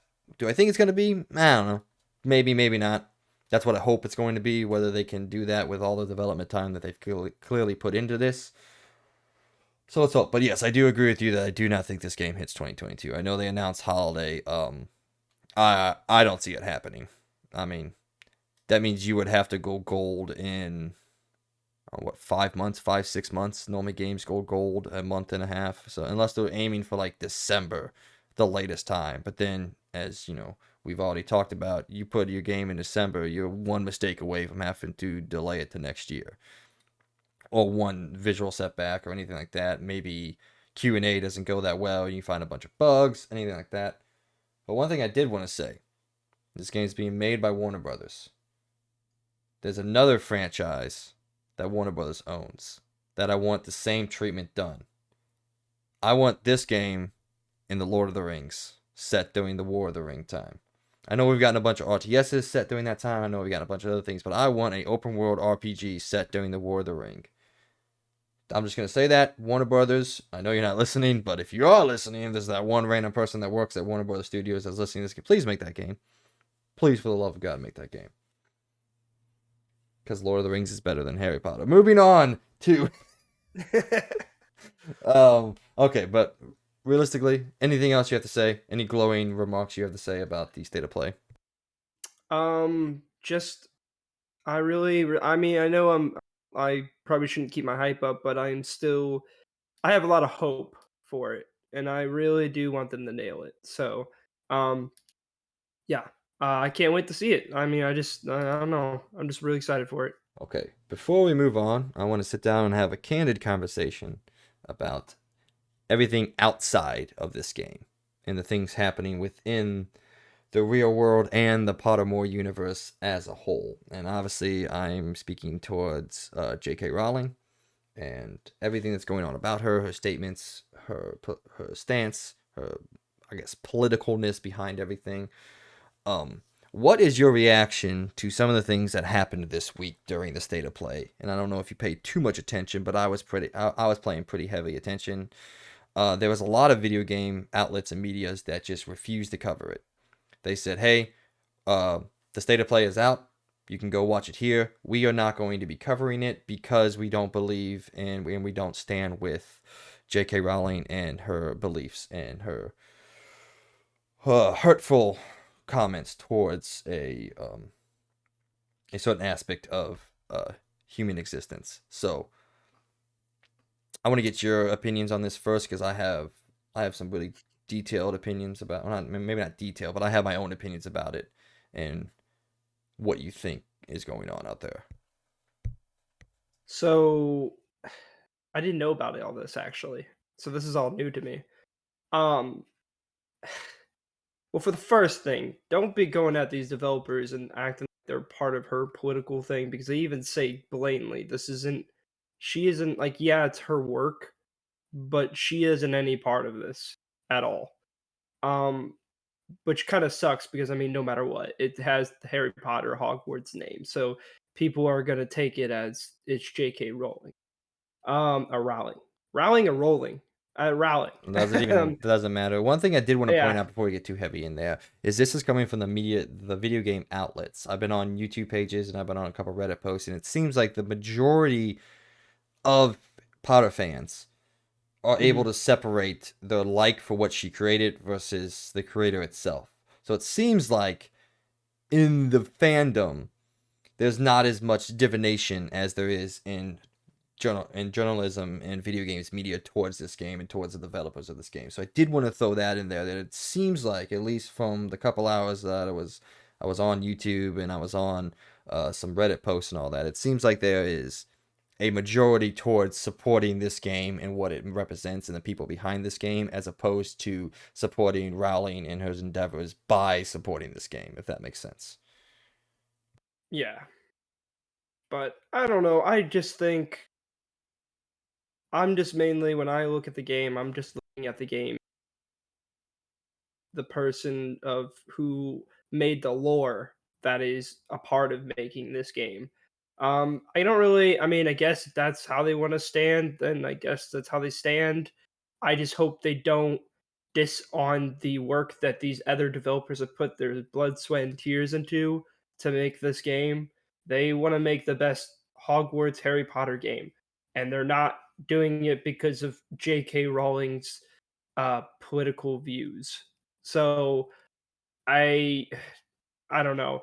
I mean, I think it's more just like get over yourself a little bit. I get it. J.K. Rowling did said some really stupid stuff. I'm sure she has. I don't know exactly what she said. I don't think we really need to go into detail. It must be something politically wrong, and she's probably, as what people would say, isn't woke.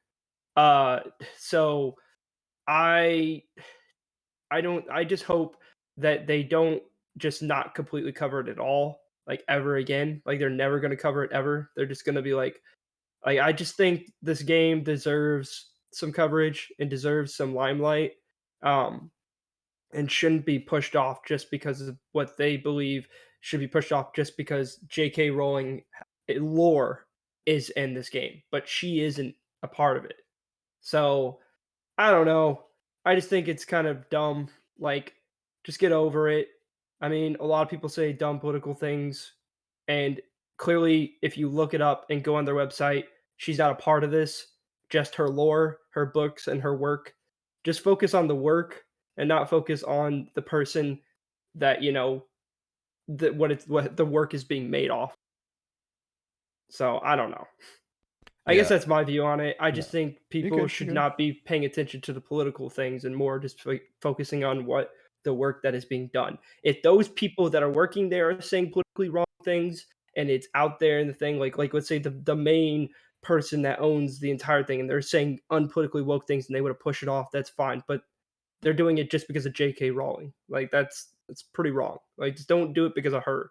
Do it because these developers want to make a good Harry Potter game. Yeah.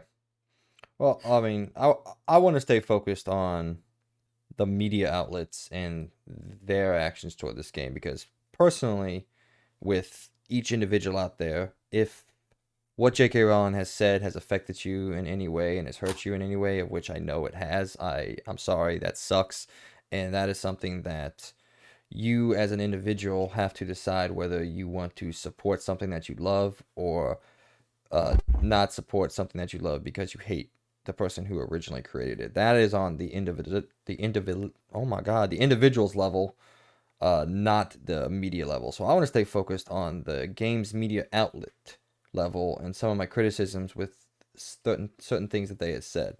because I feel like you work at a video game news outlet. It is your quote unquote professional responsibility to report the news as it's such. Just because you don't agree with something that someone says about it, that doesn't mean you can just not report on things, because there's people that follow IGN, there's people that follow GameStop, there's people that follow Game Informer, all these outlets out there that want to hear what you have to say and trust your opinion on what to have you say, and just to have a cold stance of we're not covering it because we don't agree with the person who has very limited, if any, involvement in the production and the making of this entity, said things that we don't like. So I want to criticize the media outlets for doing that, because I feel like they have a responsibility, or should have a responsibility, to report on the news as it is. It's kind of like we said with GTA. Like, that reviewer that reviewed that game gave it negatives because of something that wasn't involved in the game. Because, the studio that made the game didn't do what they wanted them to do. They gave a professional news outlet score lower than what the game probably deserved based on the game's own merits. And I just think that sucks. Um, you know, as you said, support the people that make the game. There's 540 employees that work at Avalanche Studio Software, and I guarantee you the vast majority of those 540 employees don't support Rowling at all, or in any regard. I can almost guarantee that. I don't want to make, obviously I don't know these people, but it's highly likely that most of them, if not all of them, don't support what they says, but they do love what she created. And I think you can easily love the creation but hate the creator. That's happened in our entire history. Like, I was talking to a couple guys on YouTube, and I was like, look, man, I'm going to play this game, but I don't support Rowling in any regard, in any way. It's very similar to my feelings on, Disney or Warner Brothers. I love all the Marvel stuff that they come up with. I'm going to watch the next season of Mandalorian. I'm going to watch Kenobi when it comes out. I don't necessarily love what the brass at Disney is doing in terms of the monopolistic views on the movie industry, and some of the money, quote unquote, money hungry / money grabbing techniques that they've been using over the past couple of years to attain that monopoly of sort over the video game industry. But I'm not going to not watch the next, Star Wars movie. I'm not going to not watch the next Disney movie when it comes out, or Marvel movie when it comes out, because I don't like that. It's very similar to Warner Brothers. Walter Hamada has made, uh, um, he's been accused of making racist and sexist comments towards the people who play in his movies, which sucks. That guy is a piece of shit for doing that. But that doesn't mean I liked the Batman any less because Walter Hamada is a studio head at Warner Brothers. I liked the Batman because I love Matt Reeves, and I like Batman as a character, so I support all that. And while it's not impossible to separate my support for the people working on it versus the people who are in overall control and own the property, it is impossible to separate those two things. I do think you as an individual can decide what you're supporting when you decide to support something. So I guess that's my overall viewpoint on it.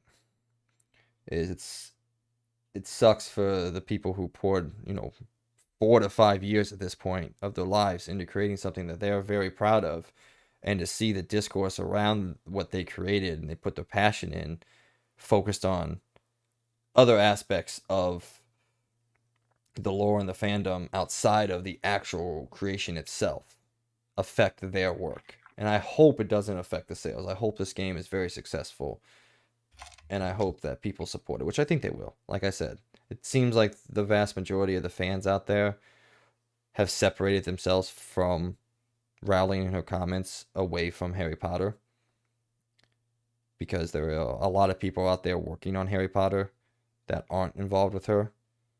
So, but at the end of the day, it is impossible to separate your support of Harry Potter away from quote unquote supporting Rowling. But also at the same time, Rowling's worth $640 million. Like, you not buying her game isn't going to hurt her in any way, which sucks, but that's the reality of the world we live in. Anything else you got to say before we turn it over to the girls? No, I don't think there's anything else. All right. Yeah, I mean, I just hope people. I don't really think it is going to be a problem because I think no matter what, anything like this that happens, even with to jump back to Activision, is their sales going down? Is anything really going down because of any of their discourse? No. So I don't think it will be a problem with that. But still, I do hope that they get over themselves and focus on what their job is, which is taking or reporting on the game that is being developed, Yeah, and when you not the say political things. when you say get over yourselves, I want to point out he's talking about the media outlets and doing their jobs correctly, not the actual people that these comments have hurt or in any Oh regard. I no, just no, want to I point mean that just the out real game. quick. Just like focus on the game. Yeah. Sorry, I'm not trying to offend anyone. I'm just trying to say focus on the game. So is Amy there? Oh, well, 1 second. Okay. Well, while we're waiting on Amy, I want to introduce what we're going to do next. So we're going to sit down with a couple of hardcore Powder fans and get their opinions kind of on the way they go about still supporting this while disliking the person who makes the who originally made this thing. So first off is going to be Amy, which is Logan's wife. Then we're going to turn over to Miss Peyton, who is my girlfriend. They both love Harry Potter way more than both Logan and I do myself. They know way more about it. So I want to get their opinions, which are two pretty different viewpoint of opinions, which we are very accepting of here at the Experience Point. We like discerning opinions as long as it's done in a cordial and respectful way with each other. So that's what we're going to go into next. We're not going to take too long. We still got the rest of the episode to get through, but I wanted to bring them in to get their opinions coming from deep fans and how they go about approaching their fandom. So, are you there? Yes, Amy's here. All right, ladies and gentlemen, joining us for the first time on the XP podcast, I want to bring in Amy Bergman, the wife of Mr. Logan Bergman. As I said earlier, the devilish destructor of dominance. So, his wife, Amy Bergman, ladies and gentlemen. No one else is clapping. Okay, cool. Got it. I need to hear what she says if I'm going to respond. So, welcome, Amy. Yeah. Oh. Hello. Hello. Welcome. Thank you. All right. So, like I said, this is Amy Bergman, Logan's wife, quote unquote, huge Hello. fan of Harry Potter. Yes. So, before we get into the discourse around it, I just want to get your initial opinions about what you think about this video game and the state of play. Well, one thing, I think it's going to be great made by fans of Harry Potter. If it was just made by a group of people that were just making a game, I don't think they would be able to do it justice. But I mean, in the live stream video that they did, they were even like, "Oh, we read the book again to try and make it perfect, like the scenery, Hogwarts, Hogsmeade, all of that." Even like when they reread parts as they were creating the game. So I think that's going to make it even better, honestly. But I think most Harry Potter fans have been waiting for a open world game that is not just reiterating everything that happened in the books and the movies, because that's definitely a first. I mean, there was the mobile game that came out, but you still had like McGonagall and Dumbledore and the teachers, even though you were technically older than Harry Potter in the game, you still had most of the original characters come into the game. And I mean, Voldemort was still there and everything. So I just think this is definitely going to be a new experience for Harry Potter fans and even people who aren't Harry Potter fans, because they'll get a look into the wizarding world that isn't just Harry Potter related or Fantastic Beast related. So, is there anything that you saw that you didn't like, or saw that you want more of in terms of gameplay mechanics and world design and other things gaming related? I mean, I didn't really see any. Okay, I guess one thing I saw, and this may be fixed in the game. This might just have been a little clip, but like they showed the staircases in Hogwarts, and I noticed they weren't really moving. But I don't know, maybe that was just like the lower level that they were showing. Maybe the higher up into the castle you get, like the stairwells will actually move. I'm hoping so because that's one of the major parts about Hogwarts is that all the staircases move randomly. So, but I did like that they added a bunch of secret passageways and stuff that you can get into because that's definitely a huge thing in Hogwarts. I'm hoping maybe they're gonna add Diagon Alley. It didn't really seem like they were planning on adding it, and I know it's in London, so maybe a little more difficult. But I would, I hope they add that. But I guess we'll see. Otherwise, everything I think looked pretty good. I liked that they're adding in the beasts. I'm really excited to see the Thestrals and some of my favorite of the magical beasts. I also like that you can like get your own little house area and like decorate it and raise like creatures there. And I'm very excited for their use of the room of requirement. I am very excited to see how that all works out. Yeah, so yeah, it's customizable in the room. So it's like your room, and Yeah.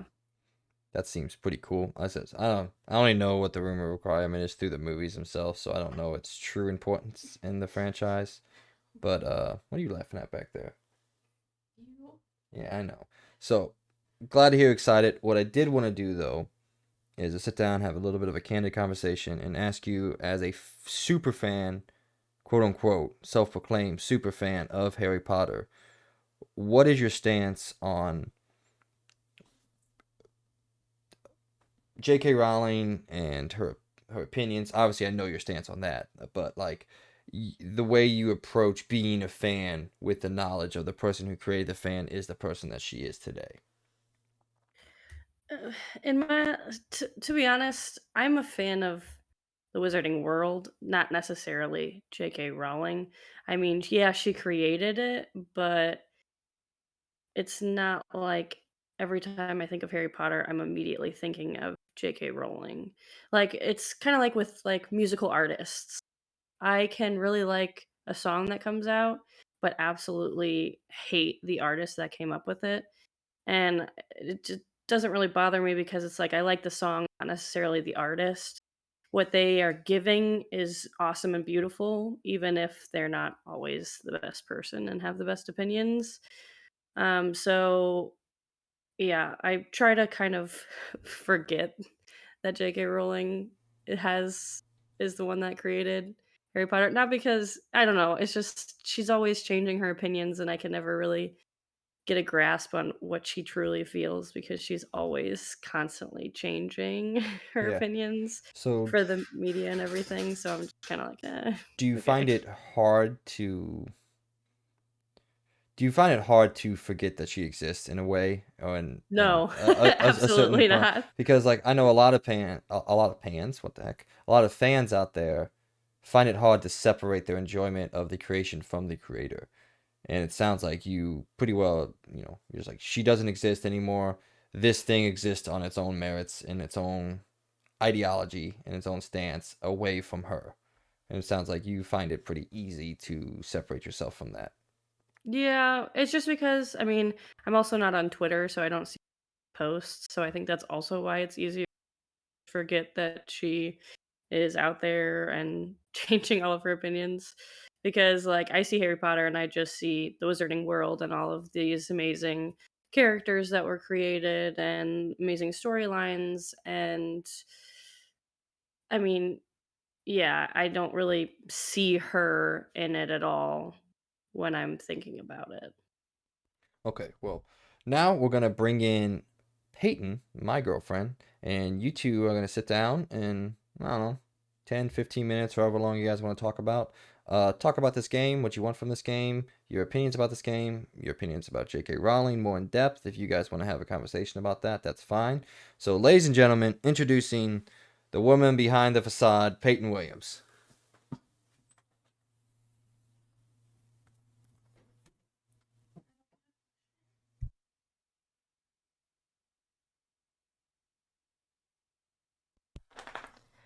Well, hi you guys. So some things that I liked about the state of play was that I'm really interested in how we're going to start off. Are we going to start off in Diagon Alley? Are we going to go and we're going to choose our ones? If they're going to detail it out, I'm assuming they are, but they didn't detail that out, and I'm really excited to find out if we will get those details with the wands. If we're going to get a pet, if we can choose between, the toad, rat, owl, a cat. Um, and I'm just in that whole aspect, and we're going to be in 5th year, so we will be able to get a broomstick. So I'm curious to know what kinds of broomsticks they have out around that time. And whenever I knew that Amy brought up the room of requirements earlier. I'm kind of curious to know how we're going to encounter that room. If we're going to have to actually search for it and stumble upon it, or if they're just going to, tell us where it's at. Because in my mind, it would make more sense for us to have to find that. That kind of be like our quest. That be one of our objectives is to find the room of requirements, because that's in Hogwarts. Not everybody knows about it. So I'm kind of if it comes up in like a time of need, because that's what the room requirements is for, is it's in a time of need. So I'm curious to know what that time of need is. And overall, I'm just really excited. I'm curious to know how they're going to do the sorting hat. Are they going to do a quiz? Are they going to do just randomized? I hope it's not randomized, but you never know. There's two options. You can either choose which house you want, or you can have a randomized option, and it'll be more realistic and just choose for you. Sorry, I didn't mean to interrupt, but Oh, well, that's dumb. I Yeah, but absolutely with the hate that. with the randomization, it's not more realistic, Mike, because they're not getting in. Like with Pottermore, they had a bunch of series of random questions that they would ask you, and you would have to answer those in order to get a certain house. And the answers you gave would give you that house. Randomization is just like no one's probably going to get the house that they want with randomization. Well, exactly. And like whenever you go to Hogwarts, it's not like the hat just chooses something for you. It's literally going through your thoughts and your stances, and it's like, okay, so based off of your characteristics and your personality, this is what house you should be in. It's not randomized. So, I totally agree that that's really dumb. But One thing I wanted to add in there is I am excited to finally see Peeves in yes. Hogwarts. I was so mad when they cut Yes. him from the. He was one of my favorites because he's so funny and crazy and such a wild card. So I'm very excited to see him in this game. Ooh, and the kitchens with all the house elves. Yes. Tickling Yes. the fruit. I hope they have that Yes. in there. Yeah. I'm so excited. Like I saw that, I was like, yes, yes. We're not going to get to see, the whole spew, but we'll get to at least see the kitchens. Yes. And then I'm curious to know what they're doing, because I know they did mention how they're going to go like outside of Hogsmeade and outside of Hogwarts and around the areas, and we'll be going to like small little towns and all that. I'm curious to know what exactly they're going to do with that. If it's just going to be like, oh, this is where other, wizards live usually, or if it's actually going to be like stuff there. And then I'm curious to know if they're going to do anything like with Quidditch, like what all they're going to do. But I'm also wondering with the timeline if like Nicholas Flamel will be in it at all. If they'll talk about the Philosopher's Stone, because I think it's around the time he may create it.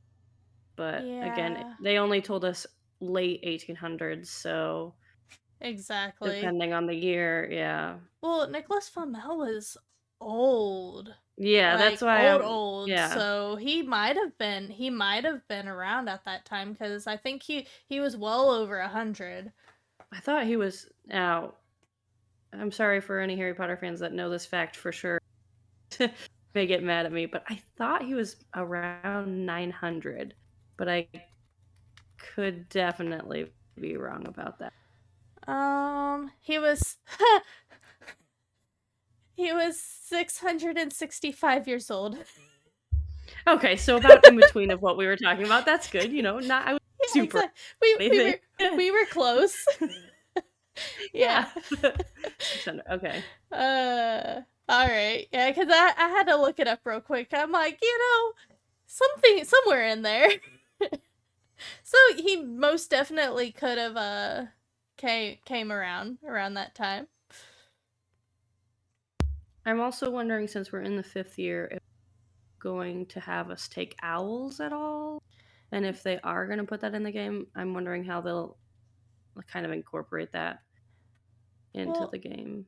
I think it would be really cool, but I don't know really how they would be able to do that. Well, one of the things that they kept mentioning was you had to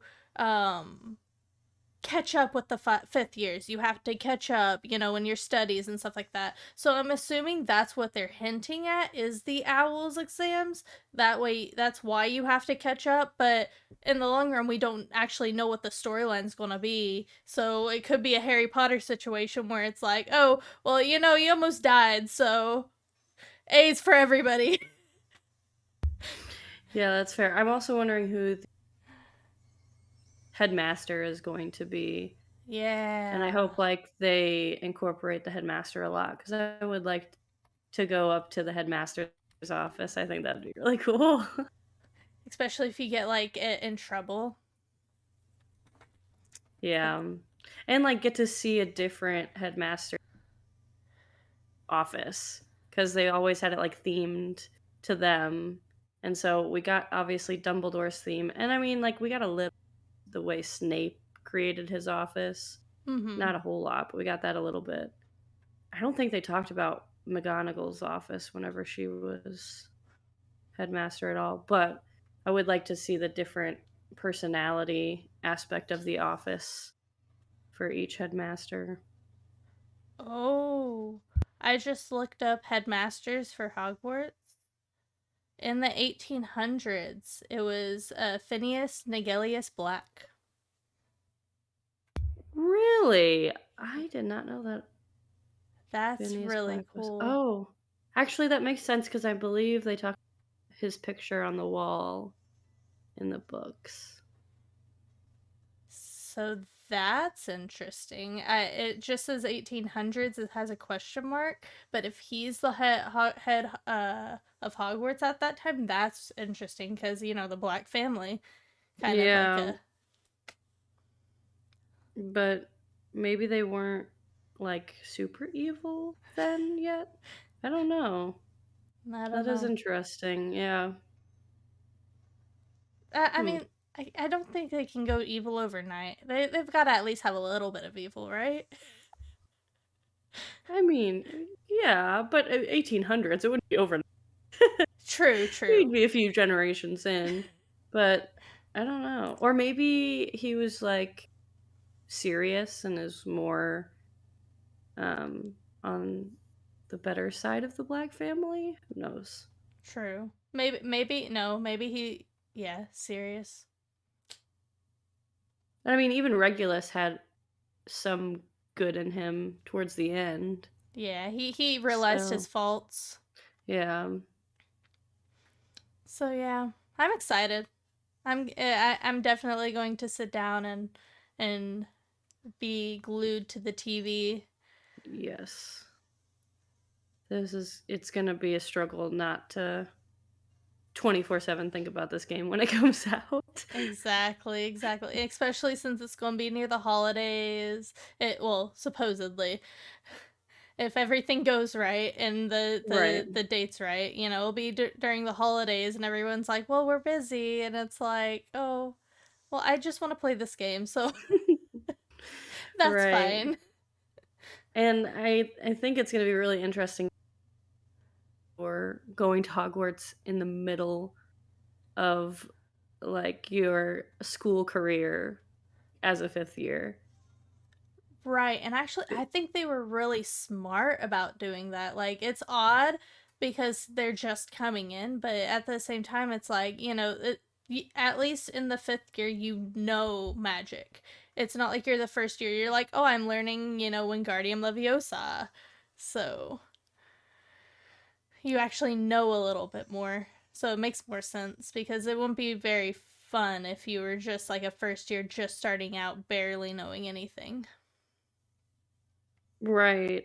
I also when they first showed like the character getting the hat put on the head, I was like, they look much too old to be a first year at Hogwarts. And at first I was almost like, oh, they're already screwing up this game.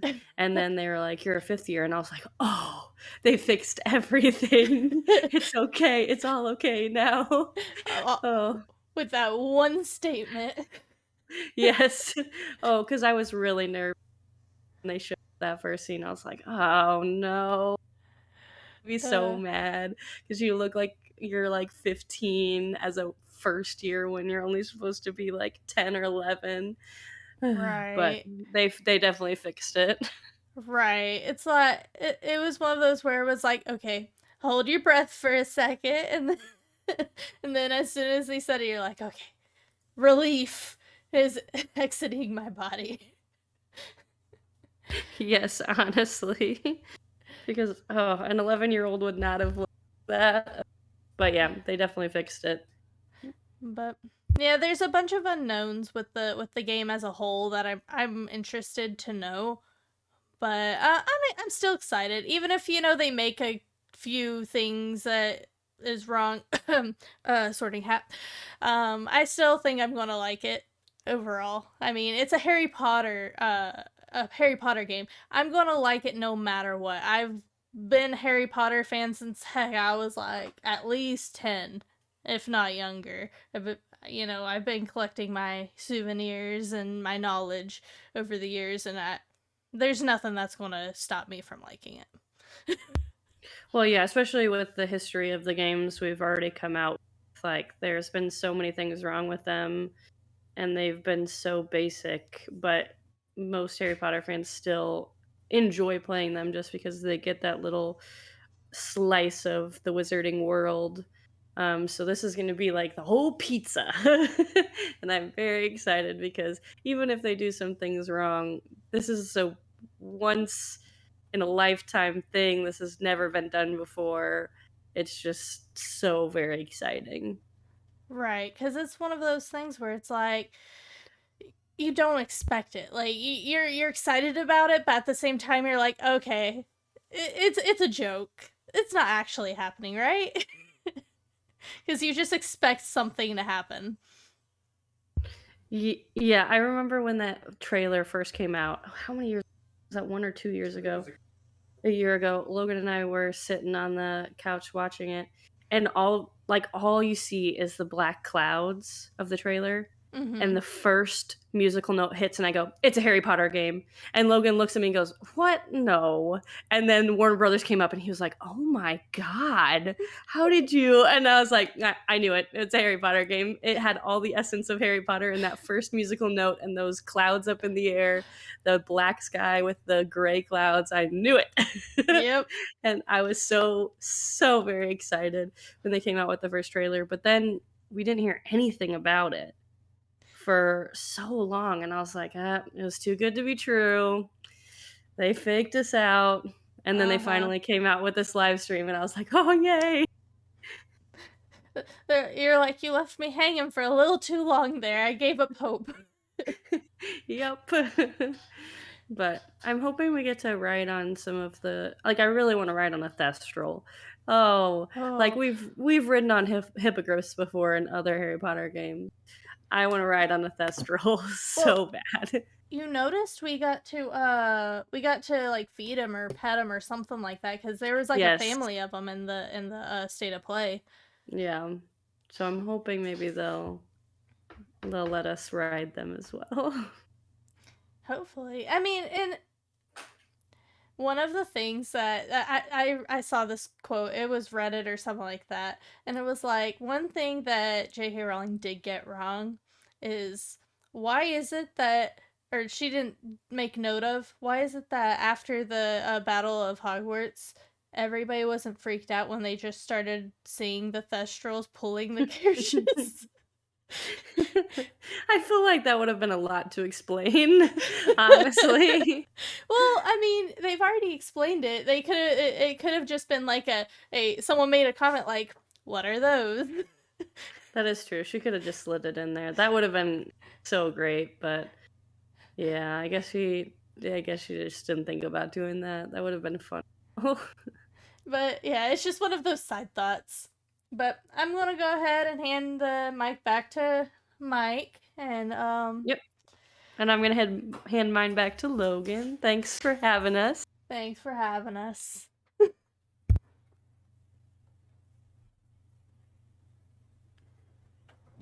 All right. Thank you, ladies, for having what I can only assume is an in-depth nerd talk about Harry Potter. Logan, are you back? I am back. Yeah, thank Okay. you guys for joining us and giving us the full, way more knowledge than what me and Mike would have. So overall, we're excited about it. Can't wait for the game. I'm going to be buying it. Obviously, well, I may not be buying this one. She might actually buy it, and I'm going to be playing it. Sucks that everything else is happening outside of it, but for us, we are separating her existence from this game's existence. Moving on, there was another showcase slash live stream. Xbox this time. They had the Indies showcase, and I'm raising my hand right now to fully accept responsibility that I did not watch this. I watched all the trailers from the games, but I sat down the day it came out, and I was like, all right, I'm going to watch this. And then I saw 3 hours on it, and I was like, well, not watching that. So, but I know, Logan, you being the Xbox guy, why don't you take us through this list? You get to take the lead here as we talk about Xbox for the next couple minutes. Okay. All right. Well, I guess to start off from the beginning of the list, we got Crusader Kings 3. Not really a big person on this. It's a very heavy strategy based game. I guess in line with Total War and it's another one. I guess also like that Total Warhammer kind of gameplay. It's like it's well, no. It's what's that word? Civilization. It's kind of got a civilization kind of thing with it. Very heavy strategy in the medieval times, a lot of political, and then also building armies and basically building your kingdom. And I'm guessing from what I've seen, it's the kind of game like where you win, where ways to win, but I'm guessing it's not like Civilization. I'm sure it's where basically you take over the entire country and you win. You're the king of all. I guess it's not a game I'm excited for, and that's my basic knowledge from just watching it. I didn't really look that in deeper because I never really got into either the first or the second Crusader Kings. But if you're into that kind of game, yeah. I mean, what do you think, Mike? You gonna play Crusader Kings 3? No. I know, yeah. I was saying, like, I don't think that. I do like RTSs. It's one of the things I play on my computer. More, I guess. Well, I guess it's a lie. More ARPGs on my PC than anything. But, nah. I don't have time for it. It's coming out the end of March. Got other shit going on. Don't have time. By the way, we forgot to do hype level for Hogwarts Legacy. I am at an 8. Oh, I'm at a 9. A 9? Okay, yeah. So, as I said, I'm a little bit more skeptical than you are just because everything seems perfect. And when everything seems perfect, usually there's something that's not. So, however, Crusaders Kings, hype level 1. Yeah, 2. I'll give it 2. Okay. All right. So next game on the list, Tunic. A game that surprisingly Mike talked more about than what I actually remember seeing. Very awesome style, very stylish kind of game. It gave me mad vibes of both Legends of Zelda, but not Breath of the Wild, just like the old Zelda games mixed with Dark Souls. and that's how you also explained it to me. That's the vibes I got from it. I'm not a big kind of person in these kind of games. I never really liked the original Zelda game, or the whatever. What was that one on the Game Boy called? What On the was it called? Game Boy? Well, the Game Yeah, Boy that's usually what it was. started from. That kind of view they're showing in this Well, trailer. yeah, but the Game Boy game came out way after the original Zelda games came out. But the Game Boy game ones were they were the it was released like Pokemon. There were two different games, but they both played off each other. And I can't remember what the actual Yeah, names are, but yeah, because OG. they remastered it for the Switch Yeah. too.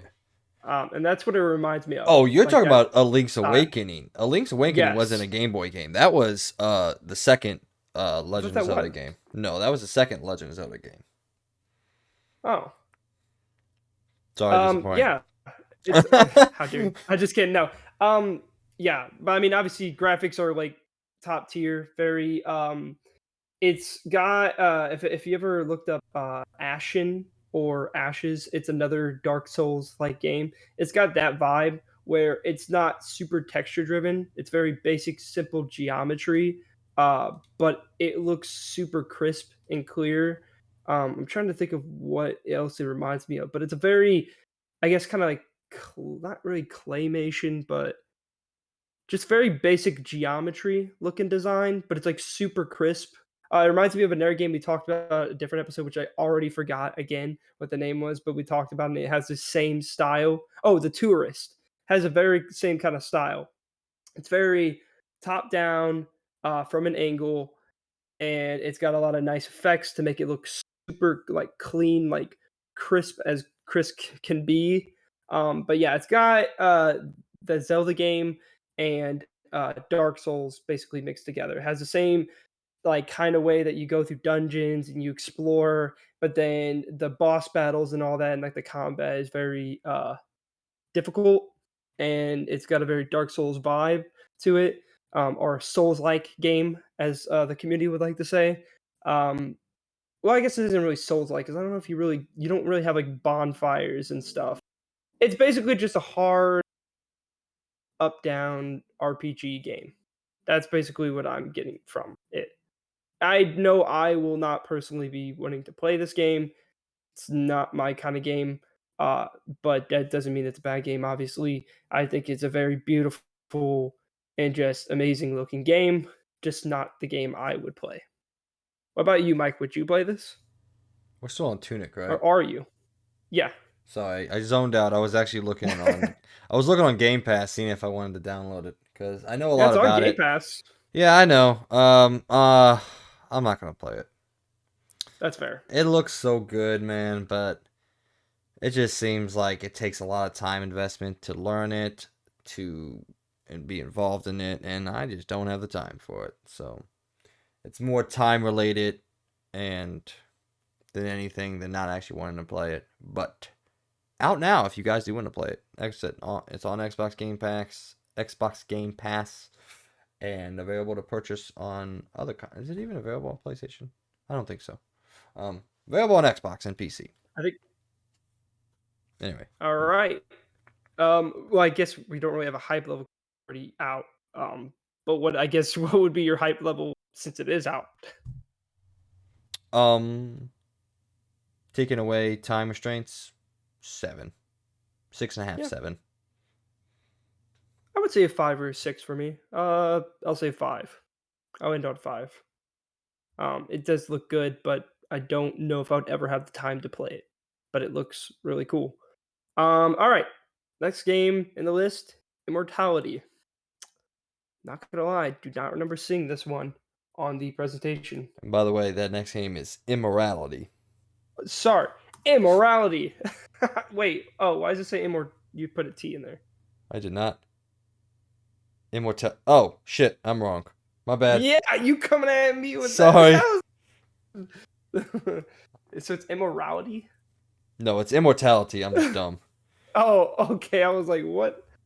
Okay, all right. I don't remember this one. This is an For some interactive movie, very much in the vein of Erica from a couple years ago. It came out on PlayStation. It is a movie where you make decisions on where you want the characters to go, and the movie responds that way. So, like, when you're watching horror movies and you're yelling at the screen, telling the characters what to do, like, don't go upstairs, dumbass, you're gonna die. You can choose to not go upstairs if you want to. You can choose to go down the dark, ominous hallway and hide in a room. But yeah, it is a movie that you decide what happens. I'm sure it's going to be replayable based off different decisions you make. I enjoy these games for what they are. I've never once played a interactive movie game where I'm like, man, that was great. But I normally give them one playthrough just to experience it and then roll out. But apparently this is going to be a trilogy. I don't know if it's releasing as a trilogy or this is part one of a trilogy, but cool, I guess. I'd say 5. I Maybe think I maybe think it's all 4. coming out at once. I think. Okay. Yeah. It's about she made 3 movies and it's a trilogy, but it doesn't say that it's coming out separately, I guess. I'd say Um 4.5. I Oh. would 4.5. Yeah, I could see that. I would say this would be a game I would friends over, and kind of like how I've been playing the those other games. What are they called? I already forgot them. The Dark This is Pictures sad. Anthologies game. Um, Dark Pictures yeah, the Anthologies. dark. Yeah. Yeah, those games are extremely fun to play with friends. I would never play them alone. It wouldn't be the thing. This game, I know it's not going to have that co-op mode, but I still think it'd be kind of fun to sit down with friends, maybe pass the controller around and see what kind of funny things will happen with what decisions you'll make. So, yeah, I mean, I don't know if this would Sidebar. be a game I'll get day one. It would be one of those things that maybe down the line when it's like deep sale for like $5, I'll spend $5 and get like the whole collection and just play it for fun with some friends. But I don't know. I mean, I never bought any of the other movie style kind of games, kind of like this, but it is a cool idea and a fun idea. I wish more of them would take the idea of what the Dark Anthology is doing, because I enjoy that co-op thing where everyone gets to make a decision and it all connects together. So, but yeah, I would say 4. Maybe yeah, we'll do 4. Yeah. All Same right. kinda. Moving on to the next one. Trek to Yomi. Another game I for some reason do not remember from, I don't know why. It was in the State of Play last week. We talked about it in depth. Oh You wait. you were not excited. It's the samurai game that Oh, you're the not excited samurai about. one. Yeah. Yeah, that I've already said I'm very excited about. So Yeah. So yep, if you watched our last podcast, you basically know our thoughts on this. I will just keep it short. I wasn't that excited for it. I think it looks cool. It's very beautiful, well designed, but I'm not a really big fan of this type of game again. So I guess to reiterate what our hype level is, I think I was at like a 5 or 4. I think I was What at like about an you? 8. I believe I was at like an 8 or 9. So I am excited about it. All right, moving on to the next one. Escape Academy. I looked this game up on Steam, and that's a big no for me. Oh, well, It yeah, just no. seems like, yeah. I don't know how much. I don't really want to say too much about it. Just no. Yeah, it's a very puzzle-driven Yeah. game. I'm not a big puzzle guy, so 1 for me. 0. 0, dang, brutal. Zero's not That's an fair. option. Zero's not an option because every game is made for somebody. So just not made Yeah. for me. So 1. All right, and the next Sorry. game in our list is Shredders. Shredders Yeah. is like the late great cousin of the SSX Tricky games back in the day on the old PS2. Snowboarding games. Pretty excited about Yeah. it. Don't know if I'm going to play it, but I'm excited that it exists, if that makes sense.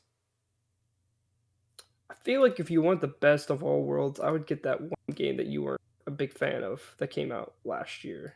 What was that game called? Oh, Dang. the Ubisoft It kind of like one? came in. Yeah, what was that game called? Riders Republic. Yeah. If you really, in my opinion, I feel like that's the best of all worlds. Well, this Where they game had is more everything. focused on just the snowboarding aspect of it. It's not focused Yeah, on the multi-sport, multicultural aspects that Riders Republic is. And yes, that's fair. I did not like Riders Republic. I played the beta and Well, I was like, I'm out. So that is fair. Well, what do you think? So I guess what would your hype level be for Shredders? 6.5. 6.5. Yeah. I would say a 3. Boo. I'm not a big snowboarding fan. I could honestly care less, but I'm happy people enjoy it. It looks beautiful, just not my kind of game. This game looks pretty dope though. Flintlock, The It Siege of does Dawn. indeed. It looks really cool. I remember this one being like impressing me a lot.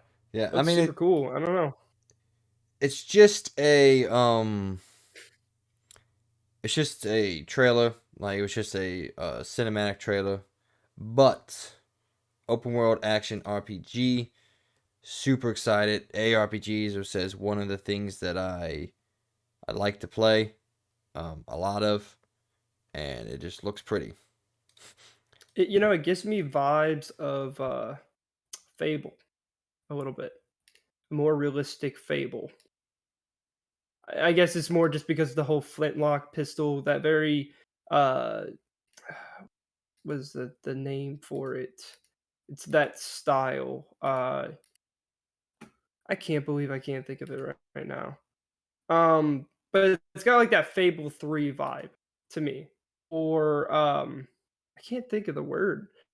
It's all about gears and the timeline where um yeah, I don't know, I can't think of the word right now. But yeah, no, it's just it gives me mad vibe Fable 3, but way more realistic, obviously. And it looks pretty cool. It looks really awesome. I love the style. It seems very interesting. It's different. It's not the normal fantasy, like thing that you usually see, I feel like. So, I don't know. Looks pretty cool. I would say my hype level, 6. Oh, 8. I love ARPGs, man. You know me. I am the RPG guy, so an RPG set and this kind of like gunpowder punk aspect. Super excited. Also coming to Game Pass day 1. That's pretty exciting. So I don't have to pay for it. Haha. Exactly. Suck it, All right. Xbox. Suck it. Next game is Floppy Nights. Yeah, I don't know. Looks like a phone game. Looks like a phone game. Not really excited for it. Yeah, it just reminds me of a phone game. Oh, And I'm not gonna lie, I'm not excited for it at all. so annoying. What the look of it? No, I'm one level away from leveling up my Gabit into Garchomp. So I was playing Pokemon while the girls were talking. Jeez, I'm just kidding. You're fine. Yeah. All right. Well, I guess. Do you know anything about Floppy Nights? Nope, don't care to. Yeah, it's probably a good thing. 1 out of If 10, I ladies got and gentlemen. 1 out of 10 for sure. Definitely doesn't look that interesting at all. All right, next one, Paradise Killer. Paradise Killer What do you- is a. What can I think of the genre? It is a interactive book thing that I can't think of the genre name for it. Oh, why can I think of it? I literally had it in my head. A visual novel. Visual novel. Yeah, I was just about to say, yeah, visual novel. So. This could be really cool. Yeah, could be. I know could it's be. not my kind of game, but sometimes it can be pretty cool. Like for example, a good visual novel is Doki Doki Literature Club. Oh Very God, I fucking love. cool. Super cool. Awesome style, awesome story. Um that's pretty much how that's like one of the top ones I know of. Oh, easily. Don't know much about this. Again, I know I will not play it. It's not my kind of game. I would definitely watch someone play it. But if you're into visual novels, it looks pretty cool. It's got a cool style to it. If I had to put it on a board though for my hype level, 3, 3 out of 10. Yeah, I think it's cool. I appreciate the visual novel genre. As you said, I've only gotten into 1 or 2 of them, so not too many. But I think this game does look cool and could be cool. So yeah, I'll go one above you, 4 out of 10. I'll give it its dues. All right, and that moves us on to our next one, Kraken Academy. An interesting one. Yeah, I didn't know how I felt about this one. It seemed it seemed It's something. It seemed like something, let me tell you. yeah, it's got a really cool style to it, but I don't know what to think about it. It's very weird. I don't know what it's it's kind of all over the place. It's definitely a strange one, but I guess it looks pretty interesting. What do you think? Mm, like I said, meh. Yeah. Yeah, Well, what would you rate your hype level 2. for this game? Two. 2. Yeah, two. I'm have to give it two as well. All right. The next one is Beacon Pines. Uh, 2. yeah. Like Good. I after mean, beautiful Flintlock, I art was design, like, but I was yeah. like, I don't really care about anything else after this. Yeah, it's a cool looking game, but right now in the year that we're having in 2022, in the year of games that we're in, I feel sorry for some of these smaller games that while I'll probably made well and play well and all these other things, I just don't have the time or the want to play some of them. Although coming up in May, I may have some time because of Forspoken's delay. I actually may get a chance to play some of these smaller games. Maybe. We'll see. But not Beacon Pines. Well, so you said two. I will say yeah, probably two or one. It looks great. Like the art design is fantastic looking, but not a game I would play. And it seems very, I guess, like a visual novel. Kind of is how it reminds me. But yeah. And then so for our last one, Citizen Sleeper. What do you think of this one? It looks pretty cool.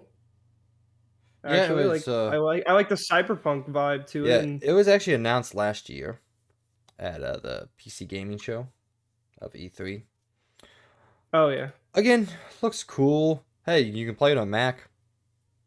Hey, sweet. Yeah, the one game you can play on Mac, whether your computer can run it or not. But I know a lot of people are excited about this game. It's a narrative RPG, which should be up my alley. But I'm just not always huge into the cyberpunk aesthetic. I think steampunk is a little cooler, a little more interesting of a genre to set, or not a genre, like it's just a setting to be in. But I know a lot of people are excited about this. It looks like a indie version of cyberpunk in a way. Hopefully runs a lot better. Uh, but I know a lot of people are excited about this, so good for them. Me personally, I might check it out if I get some time because it is an RPG, a narrative driven. That's up my alley.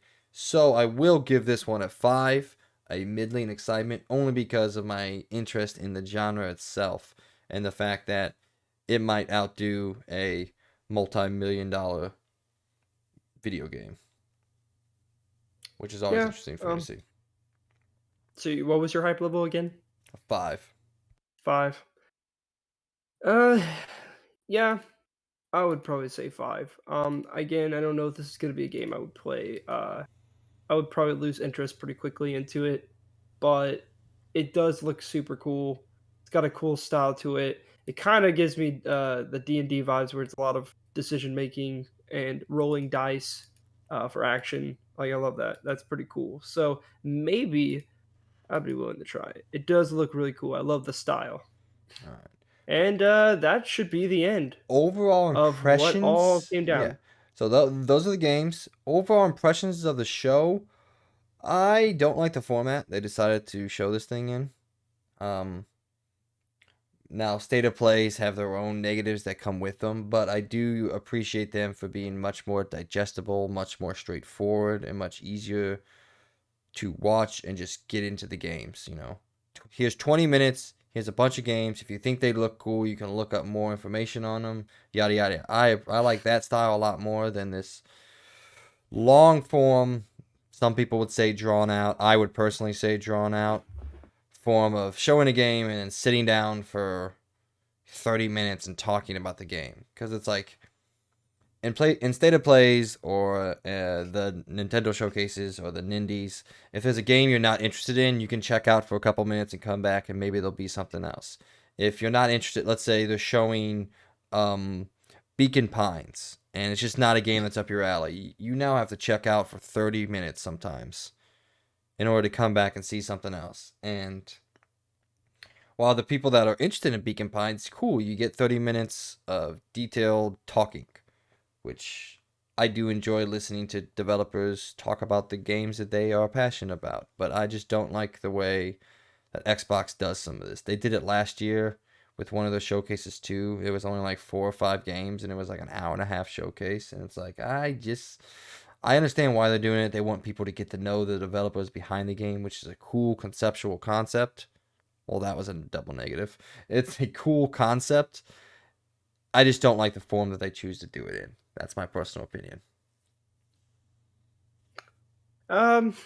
Yeah, I would say, obviously I knew what I was getting myself into. I knew it was an indie showcase, so I wasn't probably gonna like most of them, but there was a few of them that did kind of shine through them all and kind of excite me. So, Well, there were a couple things that I liked that I said, but I was talking more about the format that they choose to do these things in, and I just don't yeah, like that format as much as, that's say, a fair. more compact 20 to 40 minutes.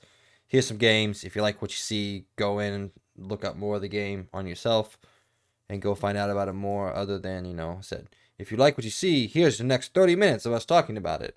Or if you don't like what you see, well, here's the next 30 minutes of us talking about it. I just don't like that as much. That's fair. But I guess I'm just more. I guess I'm gonna go on like what games I felt were exciting, which were just a few. Um, if I had to rate it, I would say 4 out of 10. Yeah, I think it's fair. Maybe in somewhere in the mid threes, 3.5. But that's just because I said I just don't like the format that they use. But I said if this was a 30-minute showcase with these same games, I'd be much higher on it. I was like, yeah, there was some things I didn't like, but there were a couple things that I did like. Flintlock, got to see that. Uh, Immortality. That looks interesting. I might check that out. It's probably only going to be a couple hours. I got to see some more Trek to Yomi or Yumi, whatever it is. Cool. Tunic. While it's coming out today. It actually came out 4 days ago.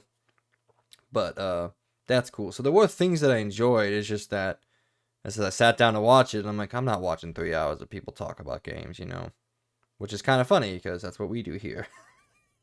Yeah. Well, But you got anything else you nope, gotta that's say? it. You want to move on? Oh, nope, that's it. Yeah, yeah, we Okay. can move. Moving on to our third story, there was a new Marvel trailer came out, Miss Marvel. We both saw it. I've seen the trailer a couple times. Logan saw it for the first time right before we started the episode. But let's get our immediate reactions from it. Mine a little bit delayed, had a little bit more time to talk about it. But Logan, what is your immediate reactions from seeing this trailer? Um, it looks interesting. It didn't. I was a little worried at the beginning because the beginning seemed very cringy. I was like, oh boy, this isn't gonna be that exciting. And then the more and more I got to the trailer, I'm like, okay, this isn't that bad. I hope they take some serious moments because I will say most of the trailer didn't seem that like it didn't add any serious moments, I guess. It seemed very like funny, funny, funny, funny high school I like heroes funny. I'm like, okay, I hope there's some more serious things in the actual show when it comes out. Because it just seemed like it was a comedy the entire time I've seen the trailer. Um, I know about Miss Marvel already from playing the Avengers game, though a little bit of that knowledge of that Miss Marvel, which we will get to the point where I have a question, and I guess I don't know much about Miss Marvel, so that's fair. But I mean, I'm still interested to watch it. I just hope that that's not all they do is just do funny all the time. I just want, like I feel like every hero needs a serious moment and a serious thing to be like a problem. And I feel like most of it's just like, she likes Hero, she's quirky, she likes Captain Marvel a lot. Um, yeah, and then she gets powers. And then I'm like, "Oh, okay." So, um, yeah, that's my initial reaction. My only other question is like, I don't really know much about Miss Marvel, so it did kind of confuse me to see the weird powers that she was showing off in the trailer. Like, I seen the stretchy thing, and I'm like, okay, that's fair. What the heck is the other thing? I don't ever remember seeing. Again, my only knowledge is playing the Avengers game Yeah. because So I don't think I would ever care to look up her before that game. And I liked her in the game. I thought she was cool. She was a really good character. Her storyline was very interesting, and she was a very vital character to the story because she brought, well, spoiler alert, the Avengers back together. So I I liked her in that, and I am excited to see the show. But I don't remember seeing those powers, so I don't know if maybe in the or what these powers are. I'm kind of confused. okay. So, So before we get into my negatives, which are what you're talking about, I want to kind of go almost directly opposite. Is I really dug this vibe. I was really digging the vibe, the lighthearted, the quirkiness of the show. I really hope they keep like some of the comic bubbles, text oh bubbles. yeah, that was I cool. really Yeah. hope that's actually a part of the show. It's very reminiscent of, oh my god, what was the other one that did that? I can't remember. But I really hope they keep that vibes. And I was really digging the vibe. I was digging the lightheartedness, the quirkiness of the character.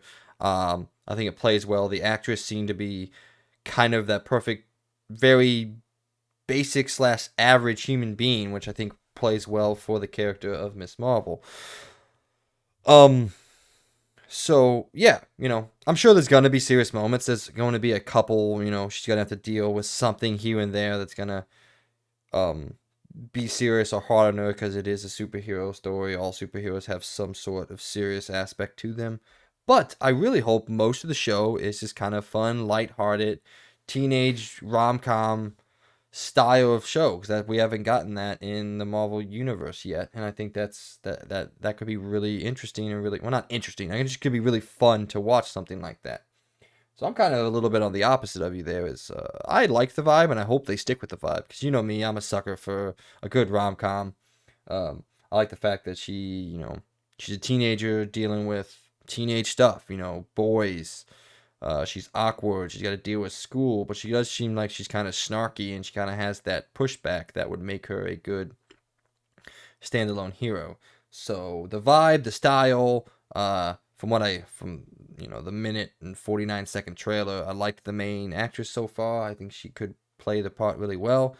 My big quote unquote negative, and it's a negative in the sense that I don't like it, but I understand why they're doing it, or there are some rumors that I've read are the reasons why they're doing it, and that is her power set. Her power set has been massively changed from the source materials, where she is given cosmic powers more akin to a Captain Marvel, as opposed to just her quote unquote stretchy powers. Um, and the rumor behind doing this is because they are rebooting the Fantastic Four. They're in the process of doing that. It is being directed by. Man, I forget things sometimes, don't I? It's being directed by a prominent director that has already directed a superhero movie, but I don't remember what that person's name is. But the big rumor is Marvel did not want to have two very similar power sets in the Marvel universe, which is confusing because you have Captain America and the Winter Soldier, who are essentially the same character in regards. But that is the big rumor, that they didn't want to have two similar power sets in the new Marvel universe moving forward, so they changed Miss Marvel to include more of a cosmic level of entities. And then there's also another theory out there that for a TV show, the budget and the CGI of stretching her all the time would be difficult, but I denounce that because it's Marvel. They have more money than we even know, so Yeah.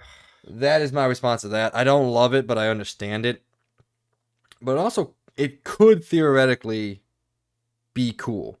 I do want to point out, though, the final shot of the trailer is the iconic cover issue, cover page from the original run of Miss Marvel, and I thought that was really cool. I thought that was really well done. How the final shot in the trailer was the iconic cover from Miss Marvel sitting alone atop a street lamp. So, overall, I'm excited. I like the Marvel TV shows. I think they're cool. I hope they stick to this one and done type that was seen. WandaVision, I don't think we're going to get a second season.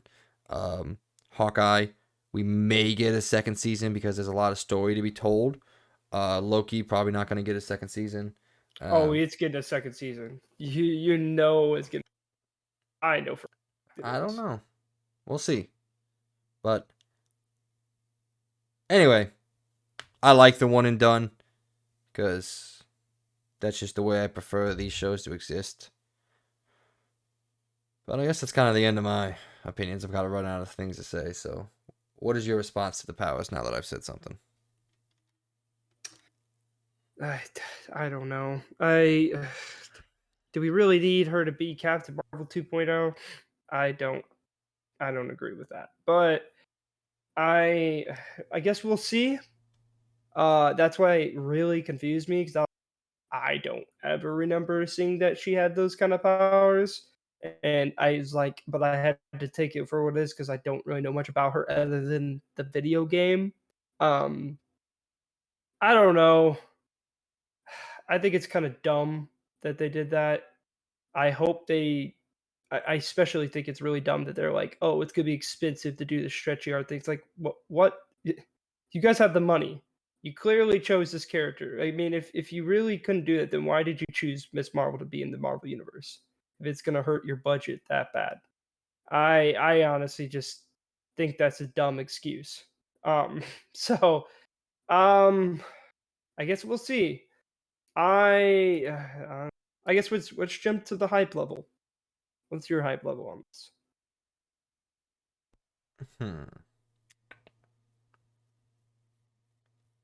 7 out of 10. I'm excited, but I don't think it's gonna blow me away in any regard. It's not gonna blow me away like WandaVision did, or like Hawkeye didn't blow me away because I expected it to be good, which is different from your stance of it. I expected Hawkeye to be good. Wait, what?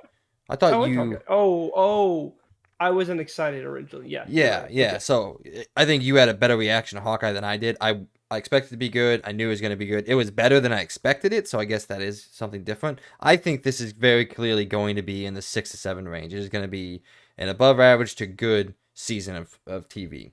I don't expect it to be great or amazing or anything like that, which is why I'm sitting at a 7, which, if we were going to go off our final rating scale, would be good. I'm gonna say 5. 5 Wow. out of 10. Wow. Really not. It's right in the middle. Okay, that's right in fair. the Average, yep. I am very, very skeptical, but I'm still gonna watch it no matter what because my thing is, and Mike knows this, and I'm sure he does it too. I watch any of the Marvel movies because I feel like they're all important. They're all going to connect to each other at some point. So even if I don't like it or I don't care for it, I'm going to watch it because it's important and I want to know how they're going to connect to the story. I'm not going to say I'm not interested in it. It didn't like make me cringe hardcore like a certain other movie called what are they called again? Eternals. That made me truly cringe. That was a very cringy trailer. I watched the movie. I didn't dislike it as much as I thought I would. I wouldn't even say I really disliked it. I just thought it was okay. It was very okay. It was like middle for me. It wasn't awesome. It wasn't great, but it wasn't as bad as I thought it was going to be. But so I'll say 5. I'm average. I believe I'm very skeptical of it, but I'm still gonna watch it. All right. Our next story, number 4. There was a new long-form gameplay demo for Lego Star Wars: The Skywalker Saga. Logan has seen it. I have not because I'm going media dark on this game. I don't want to see anything. I know I'm going to play it. I hope I'm going to like it. But we wanted to sit down and just kind of have a short hype level discussion on the game. I think we've already made our opinions known that we're excited about this game, but I want to go a little bit in deep. Anything more we have to say before it comes out, and then after this conversation, we ain't talking about it until it comes out. Agreed? Oh yeah, I agree with that. Okay, yeah. So you have seen the gameplay demo. Is there anything in there that surprised you that you didn't already know or wasn't already excited about? I wouldn't say it's anything truly new, but it was interesting to see how everything is done. Um, like how it showed a little bit about which I don't know if this was truly official gameplay because the thing that I seen it on looked like it was kind of leaked. Um, but it was the new game because trust me, I could tell. Um, it looks very it looks really good. I mean, obviously, as we were really excited for it, and it was interesting to see how you jump from each world, and how like when you jump to each world, what you do in space and what's out in space. They showed a little bit of. They didn't show any of the actual dynamic, cool stuff that's going to happen. So it wasn't as exciting as I was hoping it would be, but it still looked really cool. They did show some gameplay from some of the campaign missions. I skipped around because I did not want to ruin any of them completely, but I stuck around just to see a little bit of gameplay because they showed gameplay for the episode 4 very first mission. So you get to see a little bit of Leia gameplay, and it looked, oh man, like for first thing, gunplay looks fantastic. Like fantastic. Like it looks like this game looks completely different and acts completely different. Well, not well, mostly different than all the other Lego games from what I've seen. And obviously we knew this, but it was cool to see it in action and see some action in general. I also they skipped around to a bunch of different episodes. They showed a little bit of the first mission, like I think it was a part of the ship with General Grievous in episode 3. They also showed a little bit of that. Again, I skipped around a lot because I did not want to ruin anything. I kind of wanted to just kind of see some basic gameplay. Lightsaber combat looks so good compared to the other games. It showed a lot of dynamicness where there you can use your crosshair to switch over to the Force and literally pick up almost any object and do cool stuff with it. The lightsaber combat looked really fun, very dynamic. It showed a little bit of the counter system where, like, when you're in combat, it'll show like an exclamation point and show you a little bit of that. Um, it looked really good. I mean, the more and more I see this game, the more hype in. And they also showed the skill tree system and showed a little bit of what each skill does and how it upgrades each of the characters. I looked into that a little bit. Man, yeah. I mean, the more and more I see this game, not only does it look visually amazing, but it just looks like truly like one of the best Star Wars games I've seen, and I'm really excited for it. So what's your level? So, what do you think? What? What's your level? My hype level? I'm gonna say 9. Yeah, I'm at a 9 as well. As I said, I'm pretty much media dark on this. I'm not gonna watch the gameplay walkthrough because I mean, what you just said, there's a lot of stuff that I don't want to see because I'm already know that I'm going to play it. I already know I'm excited about it, so I don't need anything more. So, but Yeah. I'm also at a 9. The only thing I may be at an 8 for, going back and forth in my head, is that it is still a Lego game. And one criticism that I've always had of Lego games is they're not challenging enough. Like, I don't like hard games per se, but I still do like some engagement in it. And from what we're seeing, it seems to be very engaging combat. You know, they talked about how there's combos and there's other things to learn. I hope it's a little bit more challenging, or at least they have a more challenging set of missions or something like that you know, will test your skills with that combo system, you know. Not like heavily. I'm not talking about Devil May Cry level difficulty here, but something that, you know, I have to pay attention to. Like, oh, like, you know, I have to know what I'm doing when I go into the game. I hope it's not just, you know, oh, I can just stand here and I know if I die, I'll immediately respawn. It doesn't matter. So, I do hope it's a little bit more in depth than that in terms of its difficulty and its enforcing engagement upon me to learn its combat system. But yeah, overall, 8.5, 9. Super excited. Can't wait. I don't know if it looks like the best Star Wars game ever made. I mean, that obviously is still Knights of the Old Republic, but I'm excited. Anything else? No.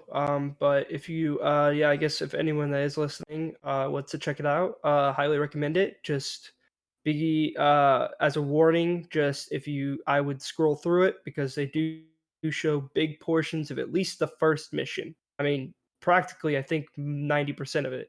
So I would try to scroll through that if you just want to see gameplay, or maybe just look up a channel that'll probably do a short piece on what's new and what they showed off. But yeah, I think that'll be it. Very excited. Can't wait to talk about it whenever it comes out. And I can't wait to play it with my wife. I think it'd be really fun. Sorry, I was reading. All right, on to our next story. Story number 5. Sorry, you caught me off guard there. My bad. Story number 5 is a follow-up from Oh, from last week's episode where we talked a little bit about Perfect Dark and the initiative and how we thought maybe there was possibly something going on. Well, there was another story run by Video Games Chronicles earlier this week that details more that makes me very, very, very concerned about this game. So I'm going to go through, give a couple of the things, and read a couple of things from the article here. So if you want to read the whole article, you can go over to videogameschronicles.com/news, and you can find it under there. So they read, over the past 12 months, almost half of the core development team known to be working on the upcoming Perfect Dark reboot quit the company during the last year, or somewhere around 36 people, according to the LinkedIn profiles. Those people include senior game designer, including game director Dan Newberg, design director Drew Murray, lead level designer Chris O'Neill, principal world builder Jolion Myers, 2 senior systems designers, and a group of 3 former God of War designers, plus there are more. It says the initiative is reportedly now less than 50 people, according to their LinkedIn profiles and other things, and it says just 3 roles are advertised on the website for hiring. The article goes on to talk about how Crystal Dynamics coming in and the impact of that might have been. It seems like Xbox bringing on Crystal Dynamics pushed a lot of their team away. Maybe they thought they didn't need the help with it. Maybe they thought it was invasive for a whole nother third-party studio to come in and work on the same game that they are. But also, with all the departures and with everything, it seems like this Xbox exclusive game made by their first real in-house made studio is now mostly being helmed by a third-party studio in Crystal Dynamics. And it seems like they are taking the brunt of finishing this game off and making it ready for release. So things are getting worse, it seems like. And it kind of sucks because the initiative was supposed to be like their big studio, their answer to Naughty Dog, their answer to Santa Monica Studios on the Sony side, and it seemed like this was Xbox answer. And now to know that almost half of the development team has left in the past 12 months, and they've hired like 12 people maybe. That seems rough, man. It doesn't seem like anything's good is happening over there. yeah. I. It does seem like it's gotten a lot worse in a week. So at first I was wanting to push off and say it may not be a big problem, but now I really do agree there is a huge problem going on. And I really do believe, like last week, how I said maybe it is because they did bring Crystal Dynamics in, and they are probably being more intrusive than they need to be with the development, and maybe that is what's making everybody leave because they wanted to do it themselves, and maybe Xbox gave them a little bit too much power, and that's why Crystal Dynamics is basically pushing everybody away. I want to I know don't know if why, that's them. because So I mean, Xbox had to bring in Crystal Dynamics. The initiative can't go out and like say, "Hey, we need third party help." Like that had to go through Xbox. So my biggest question is, in my head, I keep going around and around in the same question: why did they bring them in? Why? What did they see in this game? What did they see in the studio that they made very clear was their big answer to Sony's AAA studio lineup? This was their answer. This was the in-house made, in-house created studio to give Xbox's answer slash kickback to what Sony is able to do. And in my head, I'm like, why after? So they announced it in 2018. They put them to work. Perfect Dark gets announced in, I believe, 2019. And then two years later, in 2021, they bring in Crystal Dynamics, and now half the studio is left. It's like, what did Xbox see? Is it just the fact that the initiative wasn't quote unquote good enough for the job? Obviously, they're probably plenty good at their job. They're video game developers, and they're all very talented at what they do. But was this game not becoming what Xbox wanted it to be, or what they thought they needed to be? And my other part that keeps spinning around my head is if Xbox saw this and like, man, we just now again, before I say what I'm about to say, know that I like Xbox. I do not love Xbox like I love Sony, but I like Xbox and I appreciate them, and I want to see them succeed because it's better for the video game industry as a whole if we have multiple entities that are succeeding at a high level that pushes creative juices, that pushes the boundaries of the video game industry, and that makes it better for everybody who plays games like us. It makes it better. Maybe Xbox saw this and said, we just don't have the internal talent that our competitors have, that Nintendo has with their games, that Sony has with their studios, which is the reason why they've gone out and bought so much of the talent that they, I guess, maybe theoretically saw that they didn't have internally. And that's a question that I can't get out of my head, or an answer to this question that I can't get out of my head is like, is that the reason why we've seen Xbox be so much more aggressive? Because they were aggressive with buying small studios and indie studios before this. But in the past 2 years, we've seen them go out and buy full-fledged publishers like Activision, like Bethesda. They just went out and said, screw it, we're just going to buy the publishers that make the games that, quote unquote, we can't make. And that's where kind of I'm coming from, and that sucks because throughout the history of Xbox, we've seen them have studios that make good games, but we've never really seen them form a studio, bring said studio up, and then have that studio succeed on the same level as some of Nintendo's internal studios, or a Naughty Dog, or a Santa Monica, which are studios that Sony cultivated the talent there and brought them up to be what they were. I mean, we go back and we think about some of Xbox's best exclusives. I'm going to cut in real quick. Okay. I'm going to disagree on that. Bungie was an original company that started with Xbox. Yeah, they moved away. Xbox bought Bungie in 1997. Yeah, but Bungie was mostly the only reason they even cultivated it became the way they did was because of Xbox. They did not get popular because of PC or some other things. It got popular because of the Xbox. Same for Epic with Gears of War. They became popular because of Xbox, and they built them up because of Xbox. So I would have to disagree on that point. Neither of those. They did cultivate. They did make 343 too, which also was their own studio. That didn't come from someone else they bought. Yes, they did make 343. But are you going to tell me that 343 Studios is on the level of some of these other studios that we're talking about? That's what I'm saying. Above some of them, yeah. And actually, Microsoft bought Bungie in 2000, a year before Halo's launch. So Halo was almost done by the time that Xbox bought them. Did you not know that Insomniac was just bought? Yeah, I know. Just with PlayStation? I didn't mention Insomniac in the list that I was mentioning. I'm just saying. I'm well aware of that. Companies. Yes, I know. But, actually, the initiative wasn't bought. That was created by Xbox and hired by Xbox. And that's what I'm saying. That's akin to like a Naughty Dog or a Santa Monica Studios. These studios weren't bought and purchased. They weren't entities beforehand. They were developed and grown by PlayStation from a ground level. And Nintendo does the same thing. Nintendo's even stricter than Sony. Nintendo doesn't buy shit.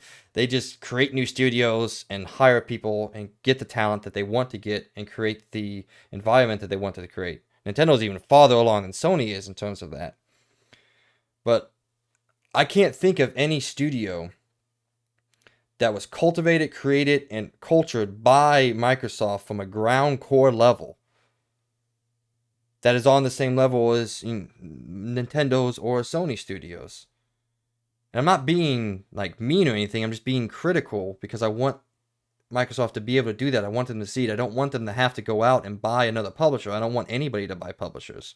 I don't want Sony to buy Square Enix, or I don't want Sony to buy Capcom, or I don't want Microsoft to, I don't know, go and buy, I don't even know what American publishers are left out there anymore. Ubisoft. Well, I guess that's not American at all. That's French. But I don't know. Any other massive third-party publisher. I don't want Xbox to go buy EA. I don't want massive publishers to be bought at all. I want the industry to be diverse and open and creative integrity maintained.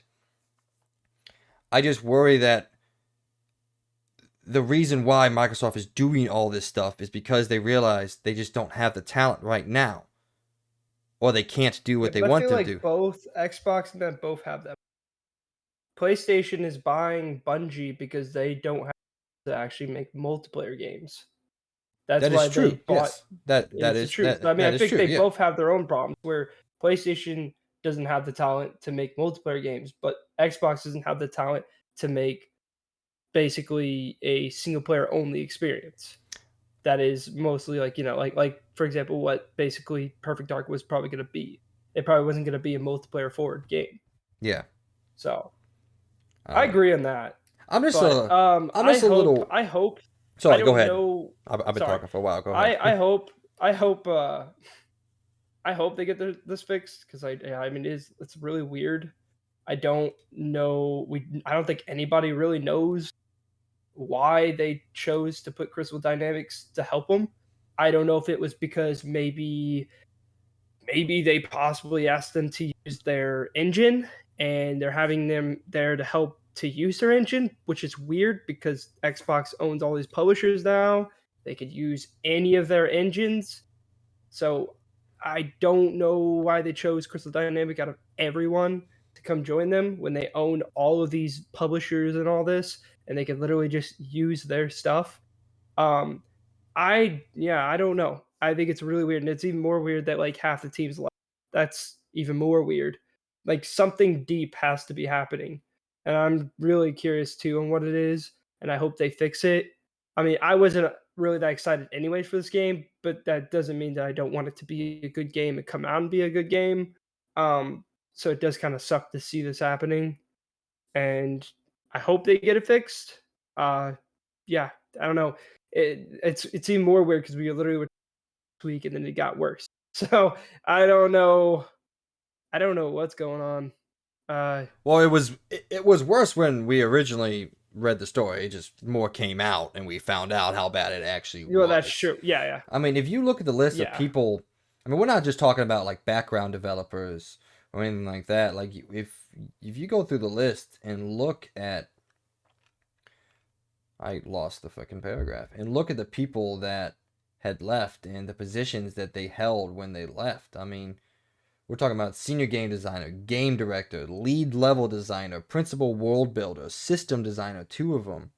It's like these are, and then it goes on, technical director, tech art director, lead gameplay engineer, lead animator, QA lead. I mean, these are all people, they're the bosses of the respective like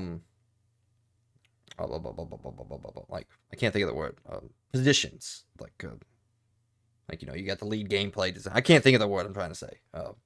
Sections of the studio. And it's like these are all guys that are in charge of the entire teams, and they're just saying, "F it, we're gonna leave. We're gonna walk out."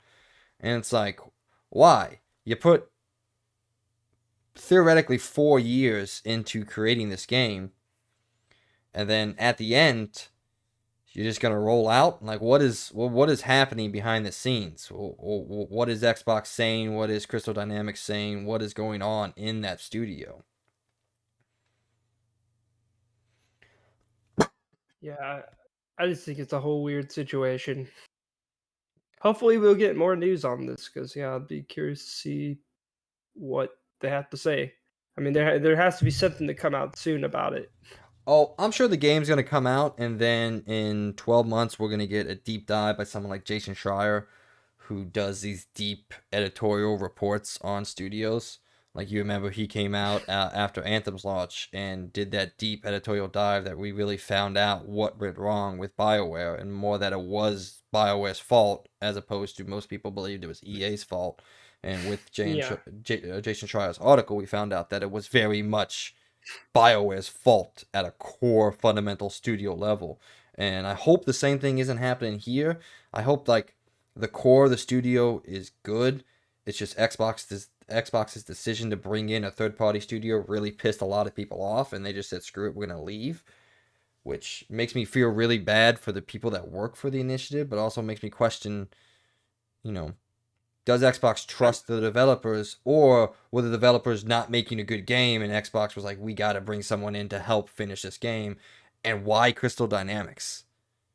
yeah, that's confusing because they own all these developers, and yet they called in an outside developer to help.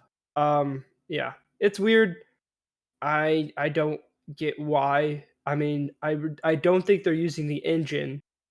So Well, no, what is it they then? can't be. Crystal Dynamics got brought in last year. Like, this game's been in development since, said, theoretically mid 2018 to early 2019. So that engine's been, you know, it's been there. So you Yeah. can't change the engine this late in a game's development. So I don't know. I just, it sucks. I want this game to be fantastic, and I still think it's going to be good because, oh, I don't know. Maybe I don't. I don't really know, man. uh, I mean, I'm sure we'll see. well, Like as eventually you we will. said, Yeah, you're it'll right. come out, and then we will probably see what it is. So hopefully, with the rocky development of this game, hopefully it comes out and it still is good. It's still really really good, even with the rocky development. I hope so. Yeah, I think we've Because moved past the point that we can say this game is going to be as good as we all want it to be. I think we moved oh yeah, past that. Like, I don't think it's going to be as good as me personally wants this game to be. I want this game to be. I wanted this game when this game was first announced to be, like, again, on the same quality as a Santa Monica produced game or a Naughty Dog game or something akin to it. Like, I don't know if they can make a game like that, but something akin to it that could stand up there and be like, this is what Xbox is capable of. This is what the initiative is capable of in this single player ideology. And I have moved past the point that I think it's going to be anywhere near to that. I still have hopes that it's going to be a generally good game that I can enjoy, but I don't think it's going to be anything memorable or um not revolutionary, but like impactful in the way that I originally wanted this game to be.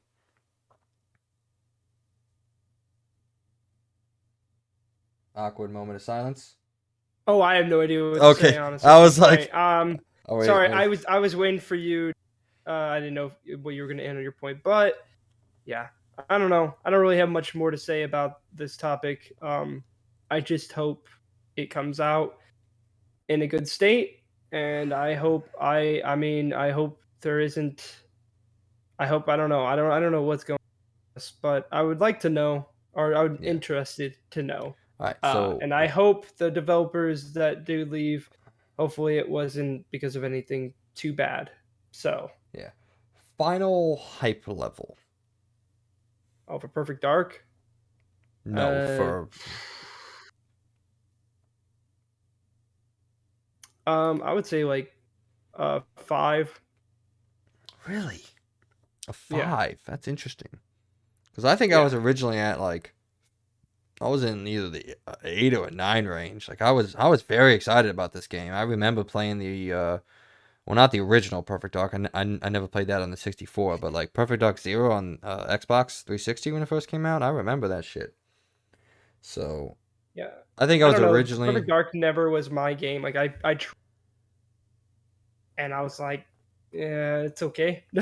Like, I mean, I know what the importance, because I know the first Perfect Dark was a lot like 007 Goldeneye. Goldeneye. Yeah. And I know a lot of people love this game because it was basically like that game and it was very popular. I just don't really care for the story and I just don't really care for the character. So that's why I'm not really that excited for it. If it comes out and it is going to come to Game Pass, I'll probably try it out. But am I excited for it? Like really pumped? No, not really. So that's why Okay. this doesn't really hurt me that bad because it does come out and it isn't that great. I could honestly care less. I don't think it hurts But me like on a personal core level. oh, I know I'm just that. sad to see Yeah. it happen. You know, I Oh want no, it. yeah, it sucks. I don't want it to be bad. So, all right, moving on to a next story. Until Dawn, a studio that both Logan and I appreciate and frankly have liked most of everything that they've produced, has announced finally their next game, and it seems like it's a spiritual successor to Until Dawn and not the next entry in the Dark Pictures anthology like most people thought they were working on. They announced this Oh, game they earlier are. Well, I'm sure they're still working on it, but they haven't said anything about Dark Pictures Part 4. This is Oh, the next thing that yeah, they've but announced. the next trailer looks pretty cool. You have to look it up. That also is being worked on as well. Okay. Well, this one revealed as the Quarry is said is a spiritual successor to Until Dawn, launching on June 10th, right around the corner. Surprised at that one. It plays very similar. It is a teen horror where you can control up to 9 different characters and try to survive the night of summer camp, just like Until Dawn, and just like some of our old favorite slasher movies of yore. I got very excited about this, and especially when I looked at the cast list, because this thing is freaking loaded. Ariel Winter from Modern Family, Ethan Supple from The Wolf of Wall Street, movie you just watched, David Arquette from the Scream franchise, Miles Robin from the new Halloween movie, or the 2018 Halloween movie, sorry. Justice Smith from Detective Pikachu, Jurassic World. The list goes on and on and on. Brenda Song from The Social Network and The New Girl. Ted Rami, which is he the son of Sam Raimi? I don't know. Wait, who was it? Ted Raimi? Oh, Is he the son of Sam Raimi?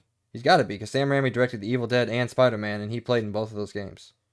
Or both of those movies. I would assume so. Yeah. Don't know for sure if that is.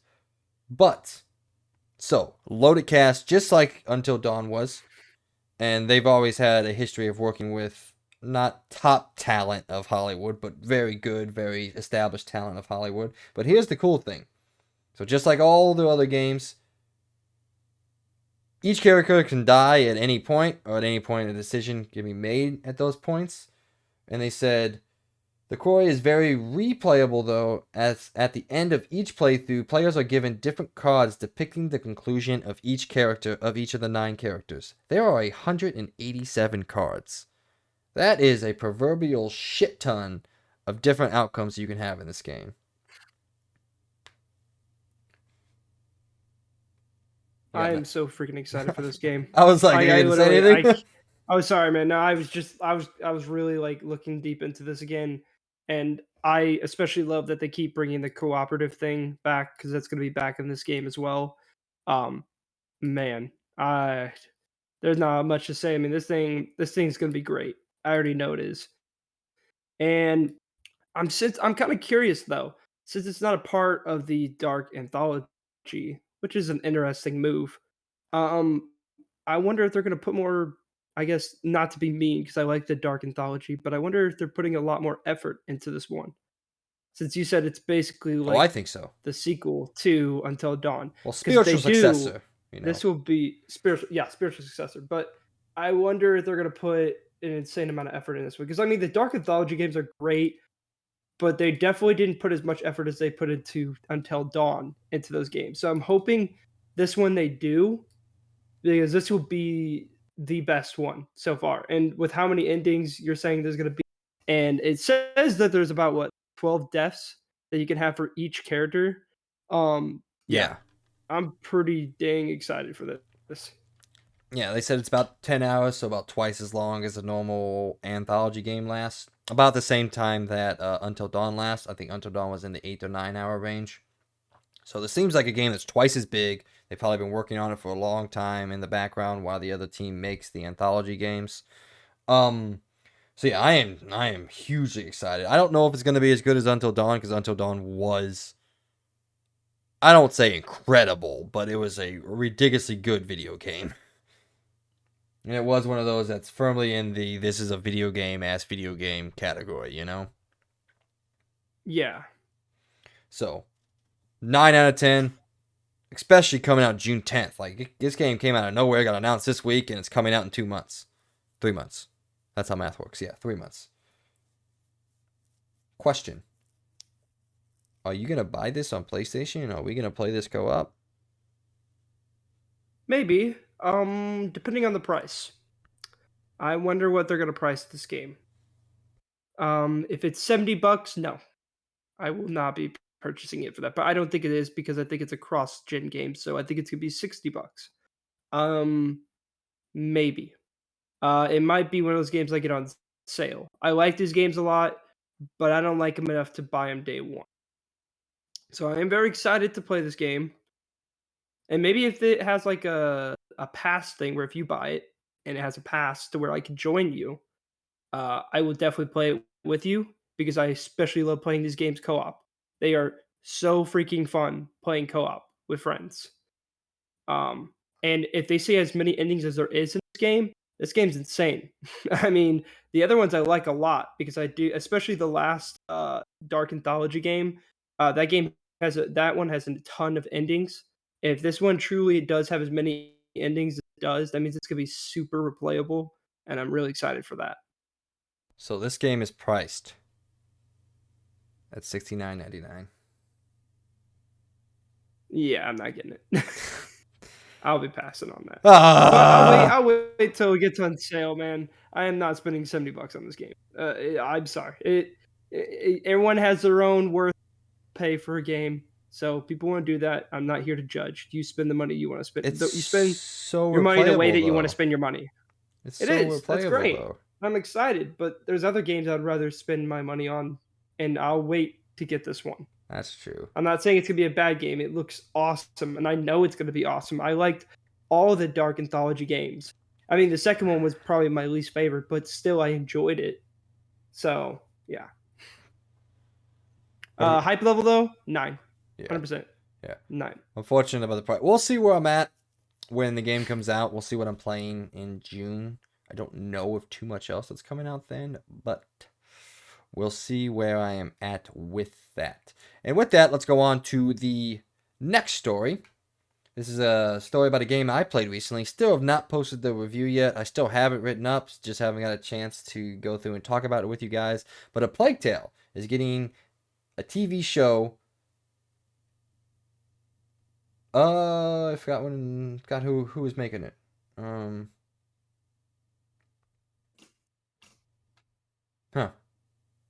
I forgot who was making it. But so A Plague Tale: Innocence is a game.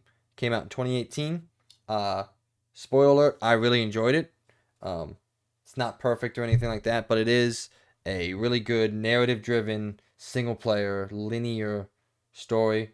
Good character work. I would even go as far to say, especially the two main characters, great character work, and an overall really interesting world that they built there. So I am very excited about this. Logan, coming from a guy who has never played the game, who knows a little bit about it, passively knowledge. Are you, one, going to play the games eventually? And two, are you going to watch the show when it comes out? I will be playing the game eventually, hopefully, sometime. It'll probably be even better, because when the second one comes out, it'll be pushing me even more to play it, and I'll be able to play both of them. I definitely will watch the show. That sounds like a really cool TV show. Man, I gotta say, they've been like throwing out these video game TV shows like nothing. We are Like, in it. it's crazy. We are in a new era, and I am on board with it. Is everything that they make going to be good? And absolutely not. But am I excited to see that, video games have finally what seems like broken into mainstream media? Thanks, no in part to the COVID-19 pandemic that kept a lot of people inside.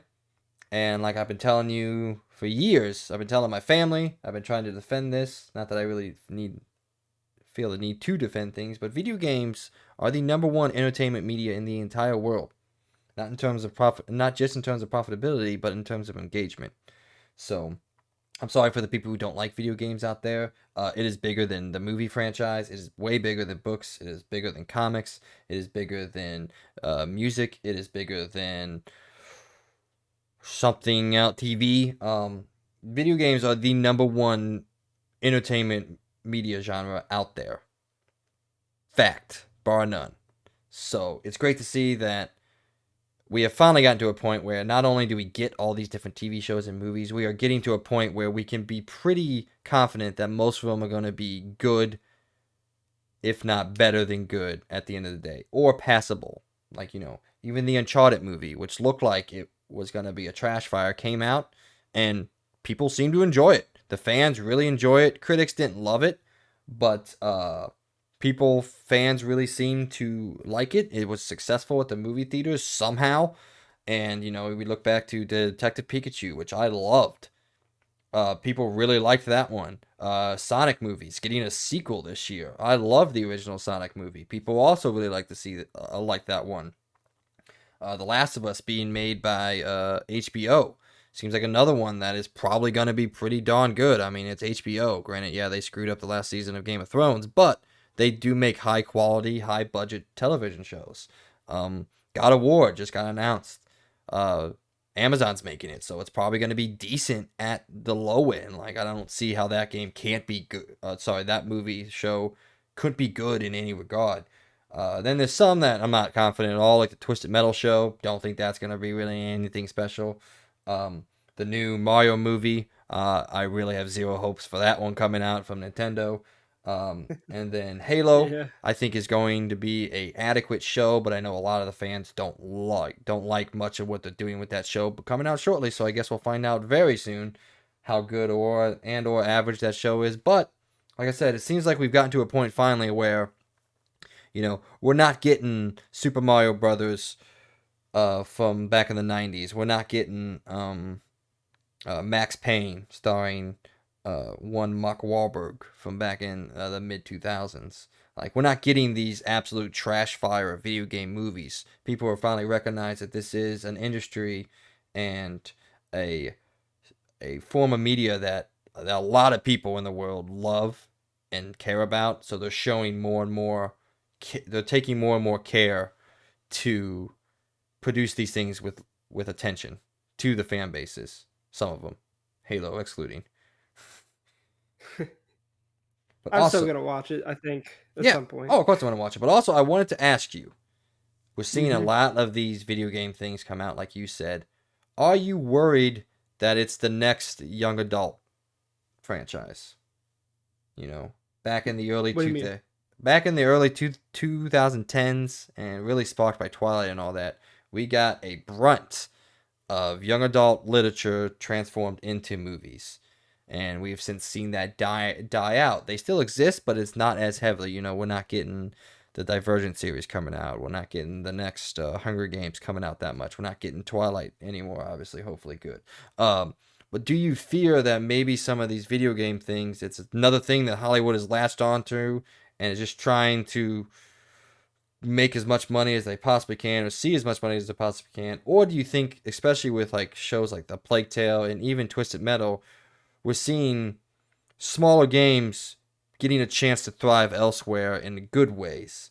Because it's not just the big franchises, it's not just the huge franchises like it was with young adult literature and their adaptations. It seems more like they're taking some of these narrative driven games or some of these historically good games and trying to bring them to a different audience. What do you think? Um, I don't think it's it's a start. But I do think we are, since obviously we even announced this, I think right now, I think there's gonna be a high, I guess in a sense, yeah, I guess maybe these movies are these shows, not movies. Because they are seeming to now heavily latch on to video game stories and whatever ones usually are doing pretty well, and they're just like coming out now TV shows for them because they know they're already popular, so people are gonna want to go watch them because they already know they're good in the video game thing, so they're curious to see it live action. Um, I don't think that's a bad thing though. My only issue is if they just keep coming out with garbage after garbage. I hope that they take the time to actually focus on, doing the research, maybe actually playing the game before directing something about it and actually understanding what the original content that you are remaking is all about. That's my only issue with all of these shows is even in movies, they never seem to be able to truly knock it out of the park. Like they always just it's almost like they never even played it. So just it's like, "Ah, I see the character. I see these moments. All right, we're going to make a movie about this." It's like or a TV show. It's like why I hope they play them, they do some research on them, and they take their time and they come out with some cool stuff, Because that's what I liked about Witcher. You got the man himself, though, who read all the books and actually took the time to understand that. And I know it wasn't just about the video game, so it's not technically a video game TV show, but you had someone out there that was very, uh, what is it? Passionate. Yeah, very passionate about what he was doing. And that's why I think The Witcher is so good. No one even thought, I don't know, maybe not, no, it's a blatant statement, but I don't think a lot of people thought that Henry Cavill was going to be a good Witcher, but he ended up being amazing, like beyond amazing. And honestly, I just hope that with these projects, they have people like that actually are very passionate about the project, do the research about what they're doing, and actually come out with a good thing. I'm not expecting these to be one for one. I don't think anybody ever expects any of these TV shows like that to be exactly one for one from the story. But I hope they take from what the original content is and is make something good. Don't be like Halo and take your damn helmet off because your actor wants FaceTime. If your actor wants FaceTime, then find a new actor. Because literally the whole point of the role is to be the character. And if you don't like being the character that doesn't take a helmet off, then maybe you shouldn't be a part of the show. That's all I'm saying. Damn. I Preach, I'm brother. just dude, it annoys me. I want this Halo show to be so good. I've always wanted a good live action Halo thing since back when Halo 3 came out, and they have that I don't know what the name of it is, but it's like one of my favorite live action things from Halo. But it was about those soldiers fighting and they were trying to find where Master Chief was gonna land. And so they're like fighting the brutes. And dude, that live action thing, that small live action thing is a taste of what I've always wanted with Halo in live action. But we're never gonna get it, and I don't know if this Halo show is gonna be good or not. I'm still gonna watch it because I'm a Halo fan, but I know I'm gonna be disappointed because the fact that he has to take off his I don't want to see your stupid face. I don't care about your stupid face. I care about Master Chief and his armor and as a character. So yeah, that's me being Well, giving my little rant about that. I But guess it's. I just want Sorry, go ahead. Finish. no, you go on. I was saying I'm gonna hold off because I think it maybe relies on context of the show. For example, Example. example, in the Mandalorian show, for the first 7 episodes, I would have told you I don't want to see his face. I don't care. It doesn't matter. He's expressive enough inside the mask. He's doing a great job. But the way that they did it in the situation that they did it in was true to his character, maintained his character's morals, and gave what I think to be a very emotionally resonant scene with this android that had been with him the whole time. So I think it kind of depends on the situation that they put Master Chief in that they will, quote unquote, reveal his face. Now, saying that, the way that they've been talking about it, I don't think it's going to be that way, but I still would hold off some judgment to see the situation that the show puts the character in to where he does reveal his face. I don't know what situation you could put him in to make that good or not, but I guess I would hold off some judgment there until you see the full thing. would be my advice to you, I guess. I mean, that's fair. Yeah. I guess I don't know. Again, I just feel like it's kind of a spin in the face to what the original content is and who he is, and the fact that, like, it would be fine if they showed a part of his face, like, not all of his face. And who knows, maybe that is what they're going to do in the saying they're going to show his face, quote unquote. But I don't know. I I just Well, we've I seen. mean, the whole point, I guess, I don't know. I mean, I kind of already know what it's like, but still, like, that's the more thing. Like, I kind of know. I don't actually know, Well, and I just don't really care to see his face. we've seen the back of his head, right? Yeah, and we've seen the bottom of his face. If you Yeah. beat Halo 4 and Legendary, you'd see the bottom half of his face. So, Okay. Or anything else on the Plague Tale show, or anything video game adaptation related before we move on? nope. Just I guess Sorry. whenever the content starts to come out, hopefully we can talk about it. Yeah, hopefully it's good. All right. Next news story, number 8. Elden Ring sales have been released, and they are very, very, very good. Said since its release worldwide on February 25th, Elden Ring has sold an incredible 12 million copies worldwide as of March 14th, 2022. Logan, being a guy who's played this game, being a guy who likes this game. Actually, hold on. I'm going to cut in there. For context, some of From Software's other games. Sekiro Shadows Die Twice sold 2 million copies in its first 10 days. Bloodborne was only released exclusively on the PS4, sold 1 million copies in its first 2 weeks. Dark Souls, the expansions, Dark Souls 2,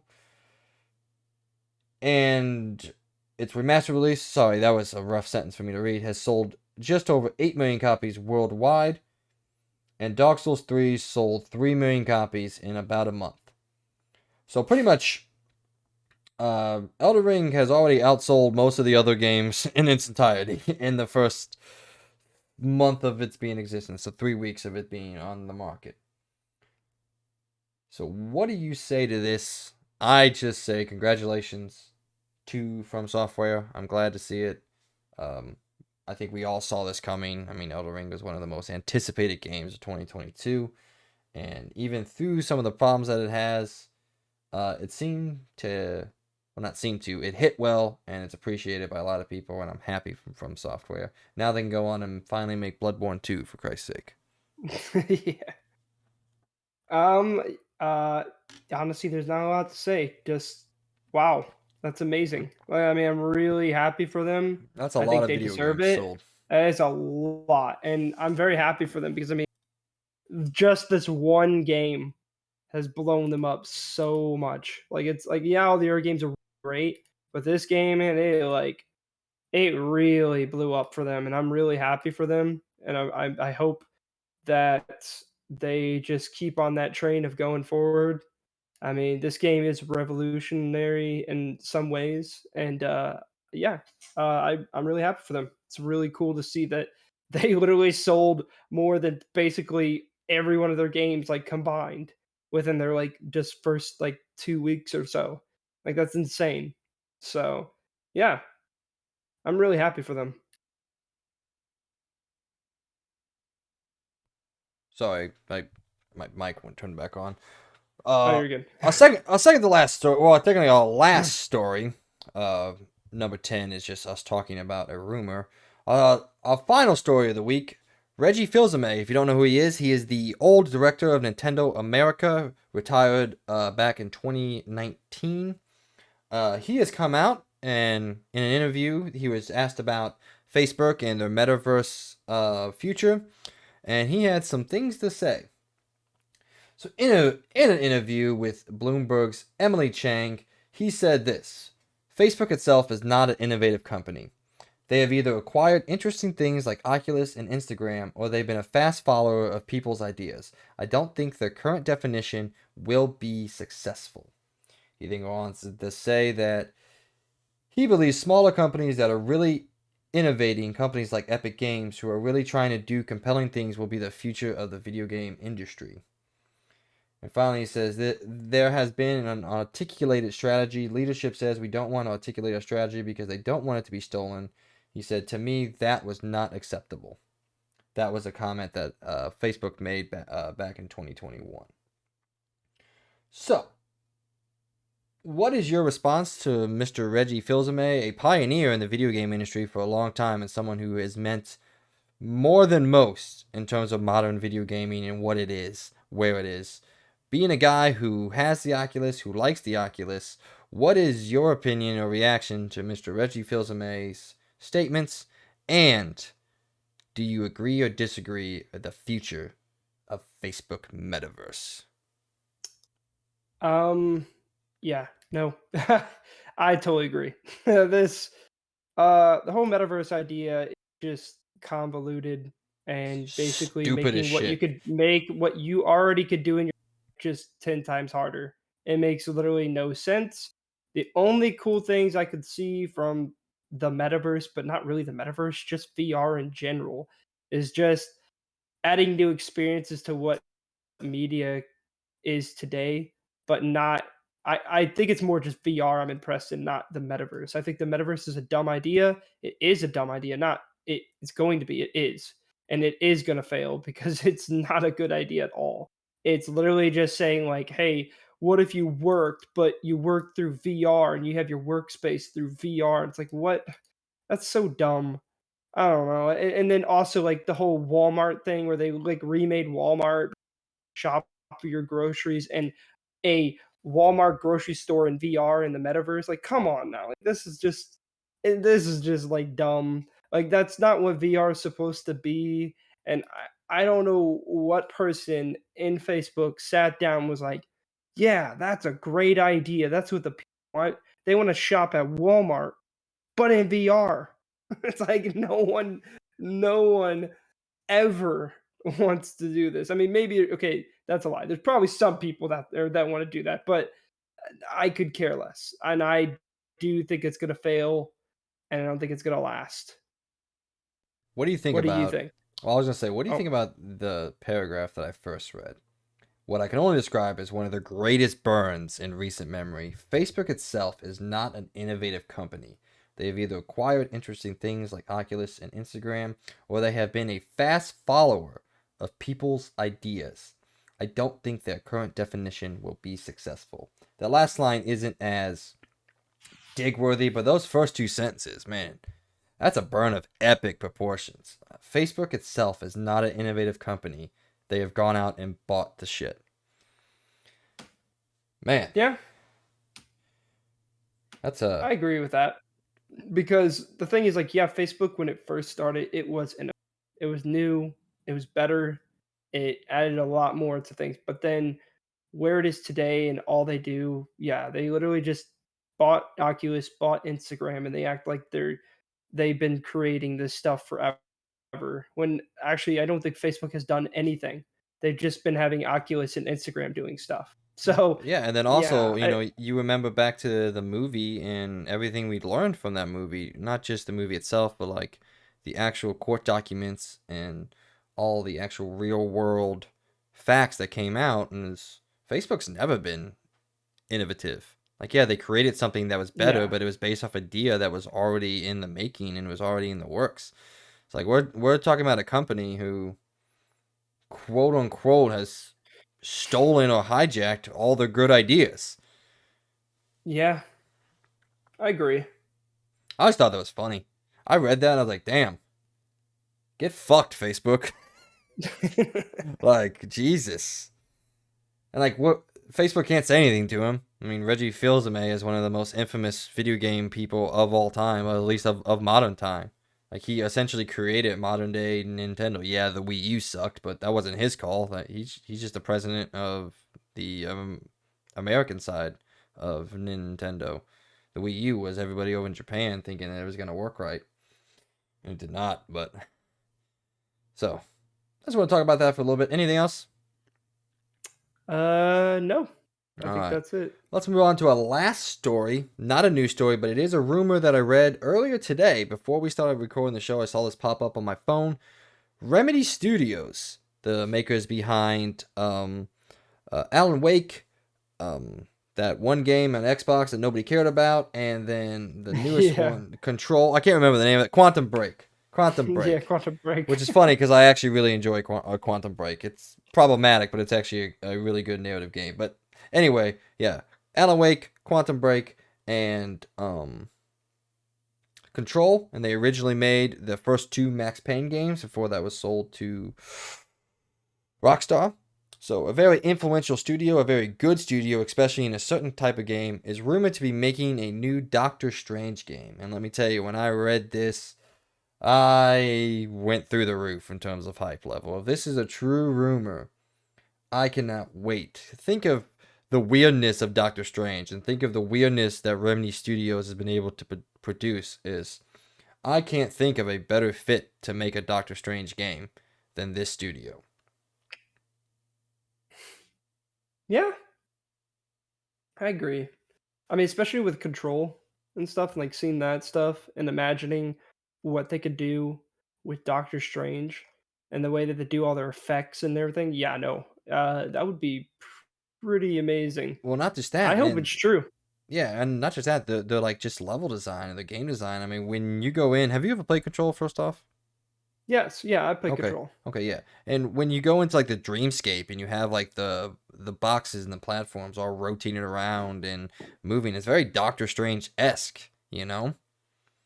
And then you get those weird ass scenes in the hotel that are just creepy, and it's like you could do so many cool things with Doctor Strange powers and time manipulation and things that Remedy has already been doing in some of their other games.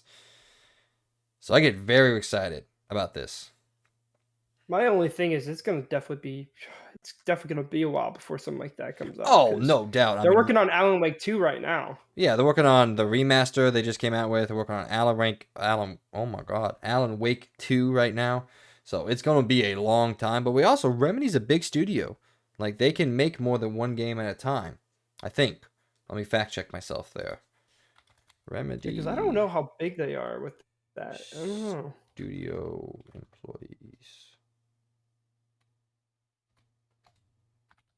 Well, this would have gone faster if I can type properly. Yeah, so Remedy Studio has more than 250 employees across 30 different countries. So we're talking about a big-time AAA studio.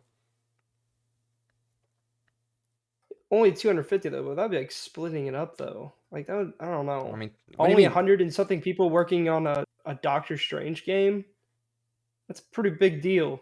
What do you mean only 250? You realize Naughty Dog is only like 200 people?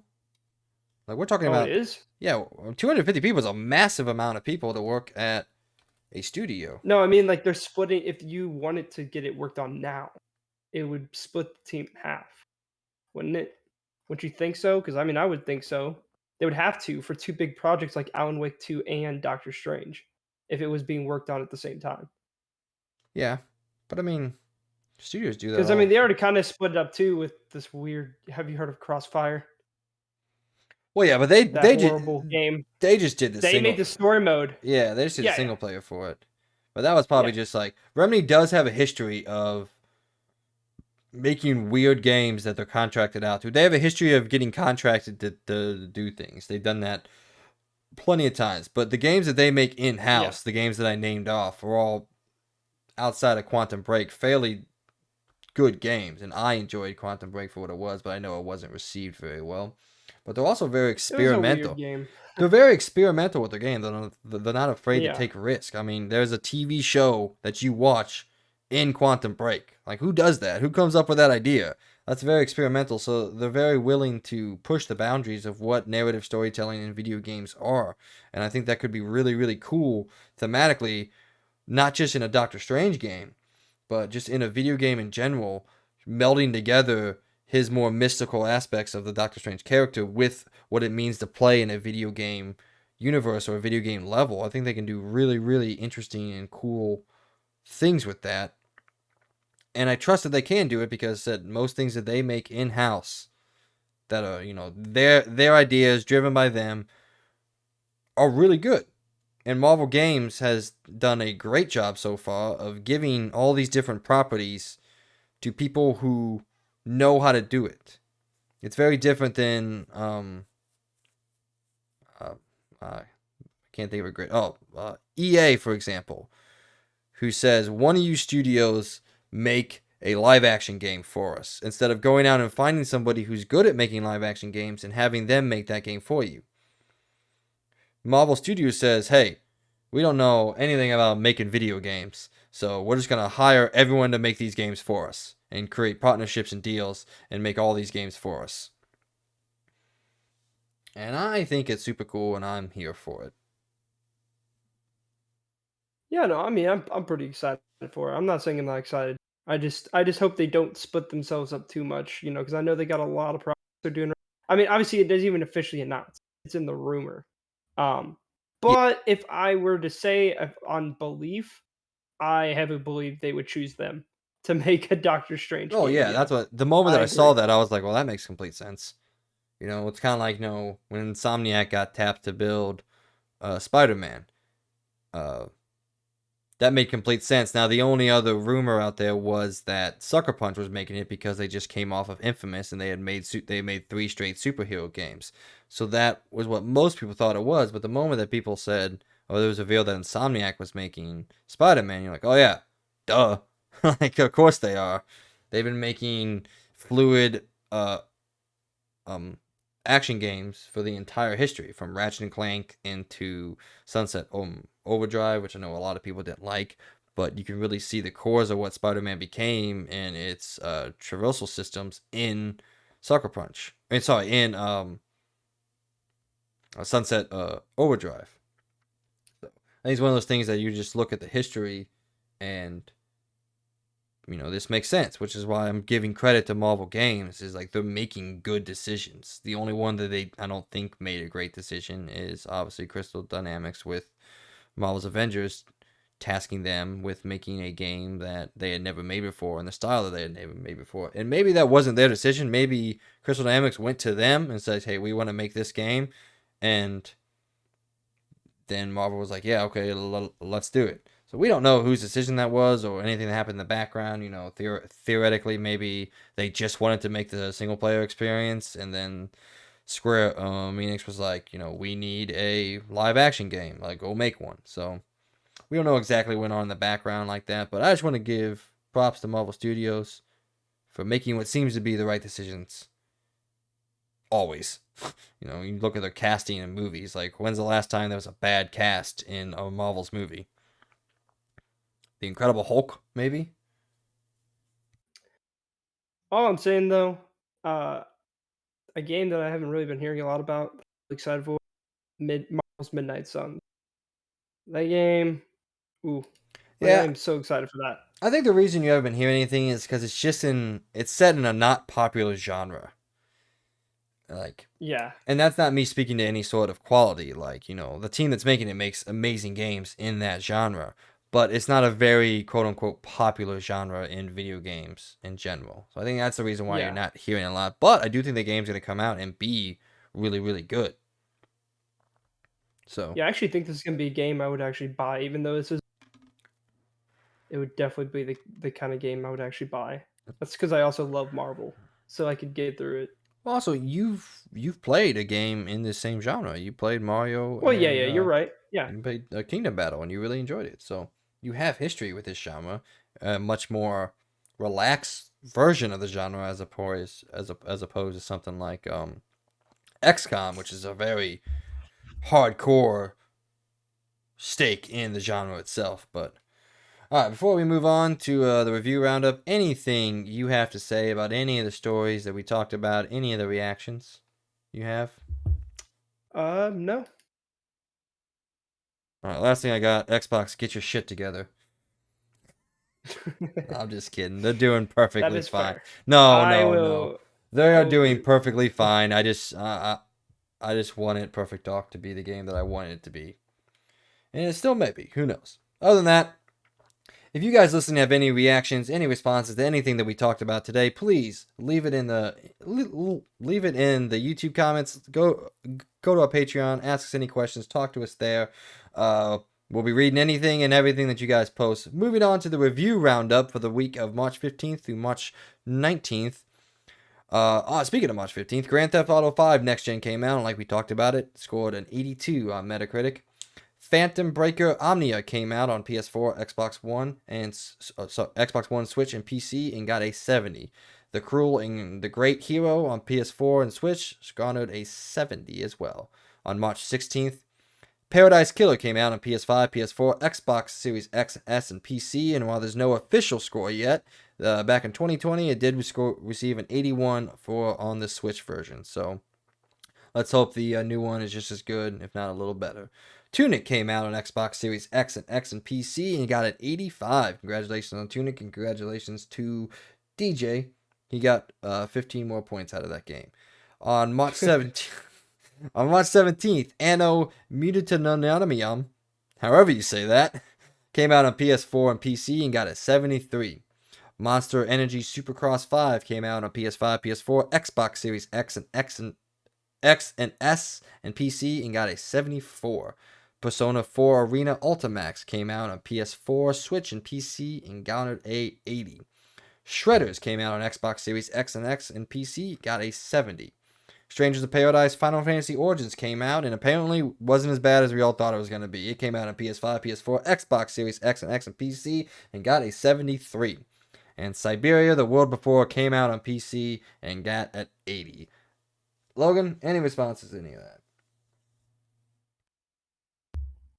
Let's see. Again, I think GTA 5 got a little bit too much hate for the 82, but it's still not bad.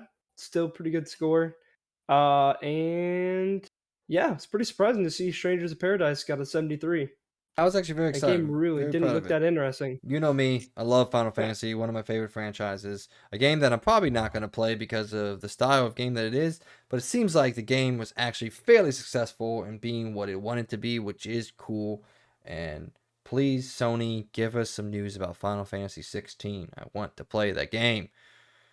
Moving on to out this week. Short week, not too many games, but most of the games are pretty big games in terms of what they are. So that is cool. On March 22nd, Kraken Academy, the game we talked about earlier, comes out on Xbox Series X and Switch.